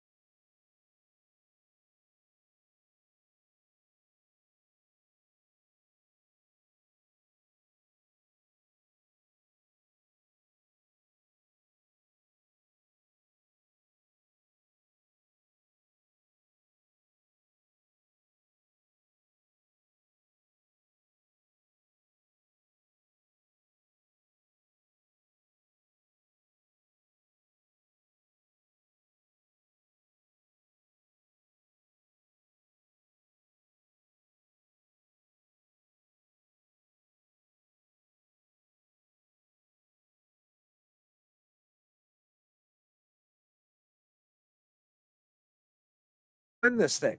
That would be fantastic. You could win this thing today. So clue number 1, Ingles sells this product in its modern form, but this product is actually a very old invention. Clue number 2, not only does Ingles sell this product, but we use it inside and outside of their building. Number 3, we all use this, and without it, life would be very different. And clue number 4, this item can be used to imply a bright idea. Do you think you know the product now? I'll bet you do. Not butter. I'll bet something just went off in your brain and you say, ooh, I know the answer to that question. Well, you know it, and you're in the area. Come on down. 410 Pelzer Highway in Easley. You could score a $25 Ingles gift card. And we've had a great time here today. All the people who are swinging by. This is so much fun, and you can be a part of it. You can see the show live in person instead of just over the stream, which we appreciate everybody who's watching. The now 82 people who are watching on Facebook. Let's go. On YouTube, on X, across the board. We appreciate every single one of you. But we have heard some new rules coming out of the NFL over the past just 3 days. It's lightning fast how much it's like the NFL knows or thinks that if people aren't talking about us every 8 seconds on Twitter, we have to put out some major change. Like we have to do something dumb to get the people focused on us, to get the story back on us. They're like, ooh, Shohei, ooh, controversy. How can we get some of that?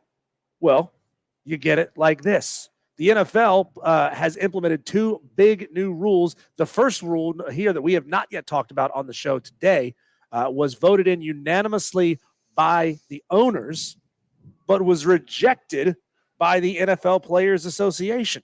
And this rule is going to ban what they're calling the hip drop tackle. Have you seen video of this? Do you know what this hip drop tackle is? It's basically where you tackle a guy from the side, from his hip, and you just essentially go dead weight and bring the guy down.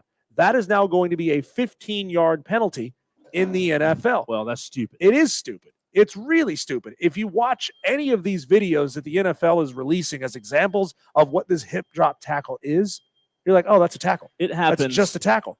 It happens in every high school game. Yeah. Every college game. Mm-hmm. I don't watch a pro game without. I don't understand. Is it a safety concern? Is that what they're? What's the reason? I genuinely don't understand the rule behind this because it happens so often.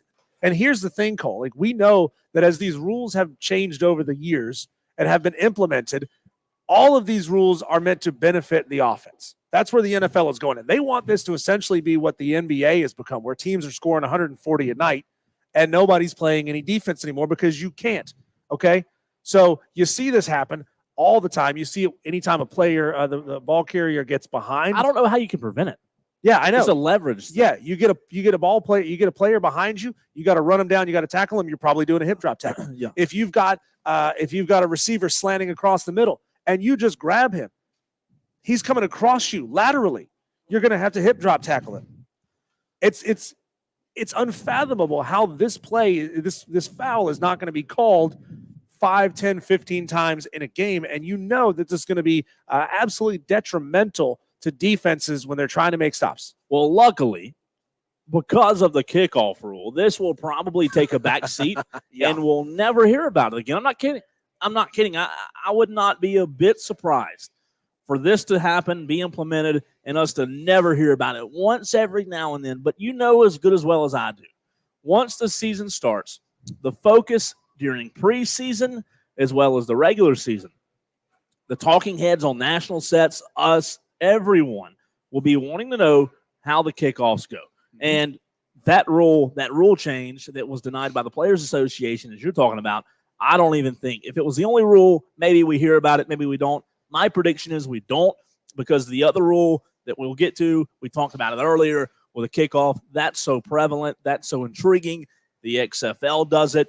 If you haven't watched the XFL, I don't watch the XFL, but Diesel, I did watch video this morning of the kickoff in the XFL. I at first was opposed to it. However, after watching the video, it's not the worst thing in the world. I do think that the preseason and the special team coaches during training camp and even before training camp, they'll have to get that mastered, though, because the last thing you referenced it earlier, the last thing I want to see, Diesel, is stoppage and play, stoppage and play, stoppage in play because the guys aren't lined up right. They jump off sides. The rule is now that you cannot move in the NFL until the player catches the ball.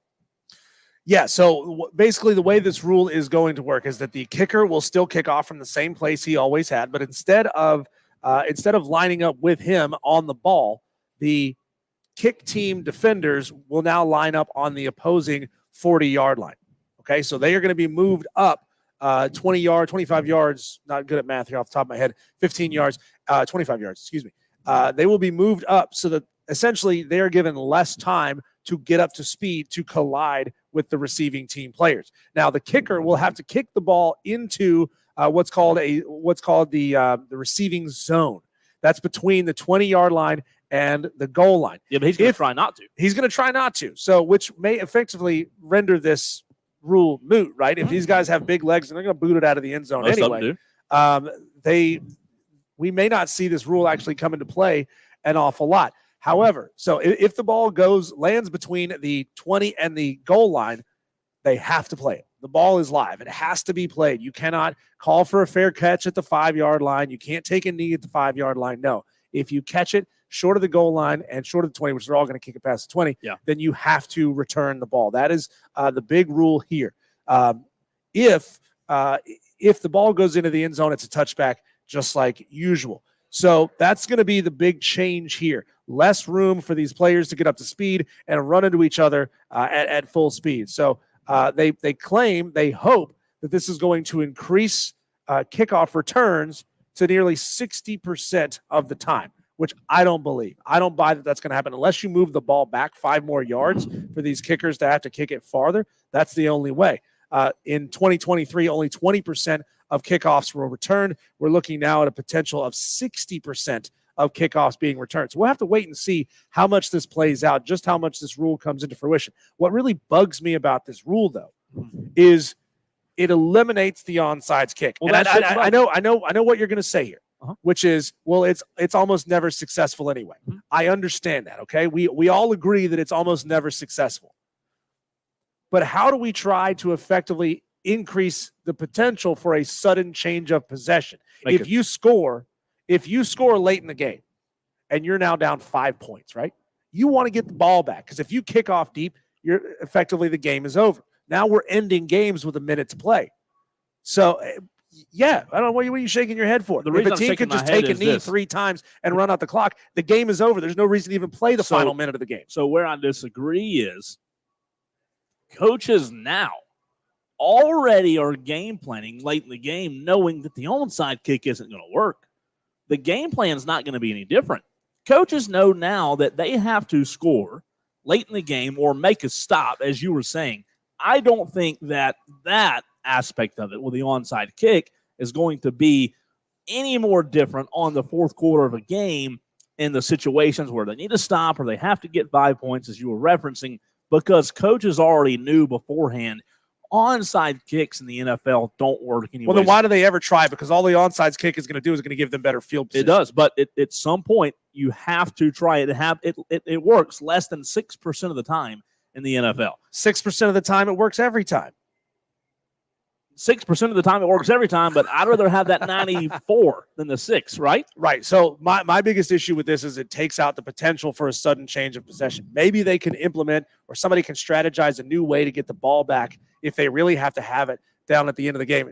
Not everybody has got a Bobby Boucher who can see red and go take somebody's head off and get the ball back, okay? Not everybody has that kind of player. So that's my biggest problem is that it takes away the potential. No matter how rare it is that it works, it takes away the potential for the sudden change. I'm fine with moving the players up in the name of safety.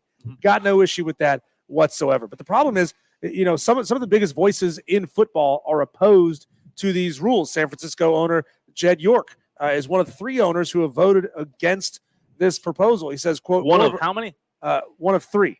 One of 3 owners voted against this. And you said earlier there were a handful of coaches who are very much against this as well. He calls it a drastic change. He says more of a real play as opposed to a ceremonial play. He's in favor of it because it actually turns this into a real play. And for that reason, I'm in. But I'm out because it takes away the potential for a sudden change. I'm just not sold on the whole potential for a sudden change. My thing is, like, if you don't want to have to worry about that, go up 2 scores. Control what you can control in the fourth quarter so that you're not having to rely on an onside kick. Now, to go back to what you were saying about not liking it, if I had to pick a reason that I don't love it, is I don't think you will see a chance for a kick return for a touchdown. I've always felt like, whether it be high school, college, or pro, a kickoff return for a touchdown is one of the most electric plays in football. Going wire to wire, end zone to end zone, 99 yards house call. Good branding there. That's my favorite play in football. Yeah. In the NFL, with the players lined up 5 yards from each other, Diesel, 5 yards is not far. Yeah. So you're not going to get a running start. You're also, as a returner, not going to be able to use the defender's speed, momentum, right, to cut in, cut out, whatever you do. Momentum and speed in a specific direction. Right. Sometimes those defenders, and I remember watching this several times this year, sometimes defenders, even on punt returns, are so fast, they will literally run past the ball, right? They'll run past the ball carrier, and which could allow a return. I don't think now, with the defender standing 5 yards from the kicking team and vice versa, I don't think you're going to have any momentum. It's going to be hard for a player who catches the ball to find the lane and the gap when everybody's kind of standing still. Well, the great news here is, this is also coming from 49ers owner Jed York. He said that there may be a way to tweak this rule during the season if immediate unintended consequences arise. So that tells me 2 things. Number one, it's good that they are building in some sort of a safety valve if this thing goes wrong. But also, they haven't really considered all the unintended consequences of what might happen, meaning they don't have enough data to know where this is going to go. So this is kind of a wait and see and hope it all ends well situation. A couple of texts that have kind of referenced the same thing. Onside kick is still available, but they have to tell the refs it's coming. You can still kick onside, but you have to announce it. Also, touchback comes out to the 35. A texter says, Devin Hester, Cordell Patterson, just a few names who make kickoffs electric. Texter, literally, when we talked about this earlier, I referenced Devin Hester. And the only reason we talk about Devin Hester is because of his kick returns and punt returns. He was a good receiver, but what he could do in the special teams game was what separated him from everybody else. That is gone. That is dead. You'll never see that again, and that's what I don't like. Madcraft brings up a really interesting point here. He asks, how much momentum does the returner get? Should Derrick Henry be returning my kickoffs? Okay, so if what we're essentially doing is making this a play from scrimmage just with 5 yards separating the two teams, right, why not teach my big bruiser back or even a lineman? Like occasionally you see these jumbo packages come in and you see a lineman get the ball and run the ball. Why not teach that guy to field kickoffs and say, guess what? All you got to do is go break through this line of dudes who don't have any momentum. Just do what you always do, which is break through the line. That's an interesting thought there, Matt. Well, that's fair, because here's the reason. If you think about now, Diesel, even in the college game, why do some teams not put their best players, whether it be a running back, wide receiver, or athlete? They don't want to get them hurt. They don't want to get them hurt. So now if they can do that, they can put them back there without the risk of them getting hurt. They don't have to worry about a head-on collision between two running objects. So to Madcraft's point, yes, you may see more running backs field kickoffs. You may see more star receivers field kickoffs. Tyreek Hill, he's a guy that's an exception. They still involve him in Miami and the special teams a good bit. But like I said, I will be interested to see if Madcraft's right, because that was the biggest concern before. You don't want your star player getting hurt on a special teams play. I will be interested to see, though, Diesel, on the hip check, or what's the other rule called? The hip tackle rule. I think that's going to be far more detrimental to the game than this rule. So here's my thing. I think the NFL Players Association and the Rules Committee is doing this right here. They want you looking at these keys. They want you focusing on the shiny objects dangling in front of your face so that they can slip something else past. Now, again, in the realm of safety, I'm not really sure that this is going to keep a whole lot of guys healthy. I understood back in the day with all of the Achilles issues and tears that were caused by the horse collar tackle. But this is different from a horse collar tackle. They're assuming that this is basically the same thing. That one made sense. That rule change made sense. This, I think, is something that's going to be far too penal, word that we love on the station. I think this one's going to come up far too often. It's going to be extremely subjective. You know, we can't even figure out what is targeting or not. Like, you and I can watch a play and watch the replay and say, oh, that's obviously targeting. That is good. That is obviously targeting. And they say, nope, no targeting, or vice versa. They'll go back and review something that clearly wasn't targeting and say, nope, that was targeting. So we don't even know what a catch is. We don't know what targeting is. And now all of a sudden we're going to put the subjectivity of somebody grabbing somebody from around the waist and spinning. We're trying to essentially legislate intent here, or prove intent of a player in a split-second bang moment. I think this one is going to be far worse for the game. I like your point about the subjectivity, because that's one thing that I do despise when it comes to a rule, right? Because it's not, if it has subjectivity, it's not a rule. You can throw it out. You can forget it. That's a suggestion. That's a suggestion. It's like watching the tail end of basketball games now, where they're looking at a foul and say, ooh, can we elevate this foul to a flagrant 1 or a flagrant 2? Right. Well, nothing changed. The play didn't change. What happened on the court didn't change. But referees can go back and look and essentially say, I think the guy's intent was to hurt somebody here. I think the guy's intent was to bang into somebody. It wasn't accidental contact. It was intentional contact. Oh, it was an intentional with the intent to hurt. So it's like, come on, man. Like, we're putting far too much on these referees. No, I agree Number with that. one. Yeah. Number two, we're giving them far too much power to affect the games late. All right, coming up next, 3 big breaking news stories that we have referenced on the show that we're going to highlight on the other side. One, the major one, involves the Carolina Panthers. If you missed what happened earlier, the Panthers did pick up someone in free agency. They acquired a player. You know him. You know him very well. If you're from South Carolina, you probably know him really well. So we'll tell you what exactly happened and what's still happening in Charlotte. On the other side, he's Diesel. I'm Cole Bryson. This is Wire to Wire.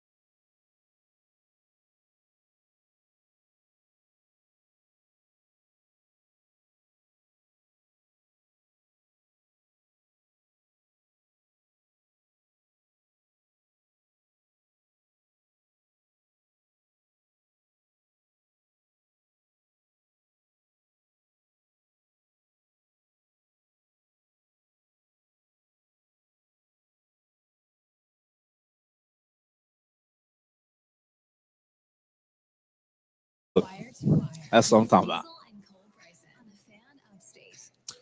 That guy walking out of the store must have done something wrong. He must have. He Yeah. is carrying a nice bouquet of flowers you can get right here at Ingles. Speaking of Ingles, Diesel and I wrapping up the program on location on Pelzer Highway in Easley. So glad to be with you as we teased coming out of the last break, Diesel. We did hit some breaking news today. I want to give you a rundown if you just got in your car, had a long day at work, just heading home. A couple of things real quickly, then we'll get to Jadeveon Clowney. Pat Kelsey from the College of Charleston is no longer going to be a resident of the Carolinas. One of the better coaches in the area is headed to Louisville. Ooh. I think that is a very, very interesting hire. Good hire for the Cards. Without a doubt. Without a doubt. It's because a great they have hire. been awful over the past 2 seasons. I mean, imagine how your program being one of the elites of college basketball. Now, Louisville, not a blue blood of college basketball, but they were on that edge of being a blue blood in college basketball. And they fell so far. Bad. So far. So we're losing Pat Kelsey. Also, the Braves, if you're an Atlanta Braves fan, opening day. For the entire offseason, we have looked forward to opening day being tomorrow. However, Philadelphia, as sorry and sucky and dirty as a city as that Philadelphia as I call it, is sorry of a city as it is, Diesel. They're getting some rain tomorrow to wash all the dirtiness away out of Philadelphia, and the Braves will play Friday instead of Thursday. So if you're an Atlanta Braves fan, opening day has been pushed back. And then the last piece of breaking news. Hey, if Deion Sanders could get on a plane and fly back and forth and play multiple games in a day, they could fly down to Atlanta and play the game down here. It's beautiful weather. Put them all on private planes, send them down here because the Atlanta Braves, they already know the Atlanta Braves are the class of the NL East. They're scared. Yep. And then lastly, the Carolina Panthers, for all the grief we give David Tepper, we don't even know if David Tepper's aware of this signing or not. We hope he is. But the Carolina Panthers have agreed to terms on a 2-year deal with Jadeveon Clowney, the former South Carolina Gamecock, the former South Point Stallion. Jadeveon Clowney, after his tour day NFL, is coming back home to the Carolinas, this time in Charlotte. Diesel, your immediate reaction to seeing Jadeveon Clowney heading to the Panthers? I think it sounds good. If you're a Gamecock fan, you have to be excited that maybe you get to see him play again right here in front of you. But I'm not sure that he's going to amount to a whole lot as a Carolina Panther because you're certainly not getting him for the elite years of his career. What did you say earlier? 31 years old. He's getting a little bit up there. He's a 9.5 sack guy last year. So I mean, you're getting an okay player. You're not getting a great edge rusher. You're not replacing what you lost with Jadeveon Clowney. But if you can put another elite pass rusher with him on the other side of the ball, on the other side of the line, then you've got something. He's got a name, right? That's about it right now. Yeah, he's got a name. It's like Rocky Balboa in the later movies. People were scared of Rocky because of his name. They weren't scared of what he could do. How many sacks you say he had last year? 9.5. All right, so he wasn't even in the top 20. Nick Bosa finished the season with 10.5 sacks for San Francisco. So Jadeveon Clowney in 2023, just outside the top 20, probably somewhere between 20 and 25. Again, Diesel, I know that on this program, we're supposed to debate topics and disagree at times, but on this one, I'm going to have to agree with you. I don't think that you can put a lot of stock into this signing. Jadeveon Clowney, as you said, because he's from here, it's a buzz story. However, let's ask this question. If the Las Vegas Raiders signed Jadeveon Clowney, would Raiders fans be acting like this? Probably not. The Raiders did sign Christian Wilkins a couple of weeks ago, so he's off the table. And if you're hoping that maybe Christian Wilkins could come to Carolina, South Carolina product Stephon Gilmore also reported to be in talks with the Carolina Panthers. He played for the Cowboys last season, free agent.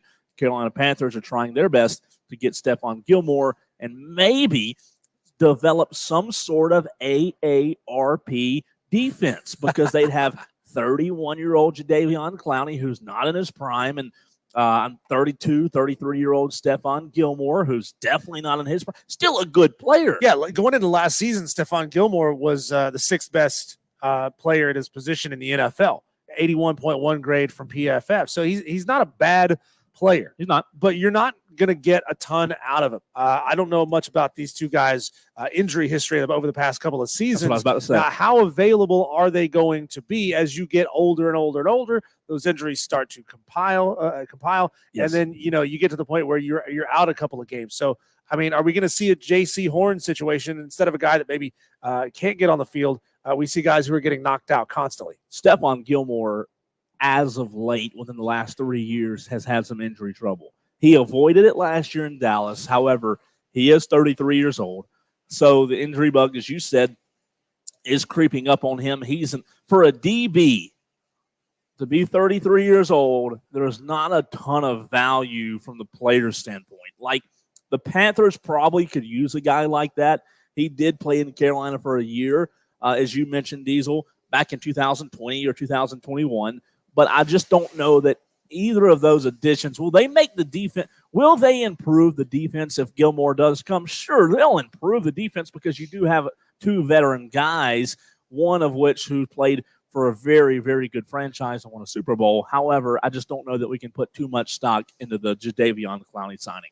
Answer me this question. When did the Panthers hire Rob Pelinka away from the LA Lakers? A year ago? Because his policy has been hire these old, decrepit players who still have a little bit of name left to them, and let's put them all together and see how it works. Guess what? Doesn't work. The LA Lakers are not a good basketball team. No. So, I mean, I didn't know that they'd hired Rob Pelinka away. That seems to be the strategy. Actually, I think about that was yesterday. They hired him. I know he's part of the package deal. Maybe they hired him the day before they hired him. He's part of the package deal. Yeah, it seems to me like now you're throwing shade at the Lakers. Yeah, I am. It's easy to show. It's easy. Are you a Laker? Come on now. I'm not a Lakers fan. I'm not a Lakers fan, but as you know, as people on the station know, I am a big LeBron fan. So, okay, if LeBron's on the Lakers, guess who I pull for? I pull for. My God, you are so easily bought, man. I thought more of you. I should have never agreed to this. Oh man, I don't know about that. But to put a bow on the Panthers, look, you got a veteran talent who's a pretty good pass rusher now at his age 31. Maybe you can get Gilmore. Maybe you can get a few more pieces in the draft. I do think Carolina, as you said earlier, will have more of an offensive focus in the draft. I could be wrong there, but I do like Jadeveon Clowney. I just don't love him at 31 years old. Two things that we didn't get to on the show here very quickly. Matt Jones at KY Sports Radio tweeted, quote, after the meeting with Kentucky Athletic Director Mitch Barnhart, John Calipari will be coach at Kentucky next year. So Coach Cal is back. And a 49-year-old man named Nick Best in Louisiana set the state record for squat, 845 pounds. I was trying to keep that private. What an absolute monster. 845-pound squat. Now, this is not a world record. Oh, that wasn't me? No, I don't think you can squat 84.5 pounds. But the world record, 1,069 pounds for the men, 855 pounds for a lady. Been a blast out here today at Ingles Markets, the Corner Cafe. We'll do it again in 2 weeks from the Ingles in Travelers Rest. Thank you so much for Brandon back at the Ingles Network Studios. Thank you to you, Cole, here beside me. Thank you to Corey and the crew. Everybody here made a fantastic showing out here. See you tomorrow on Wire to Wire.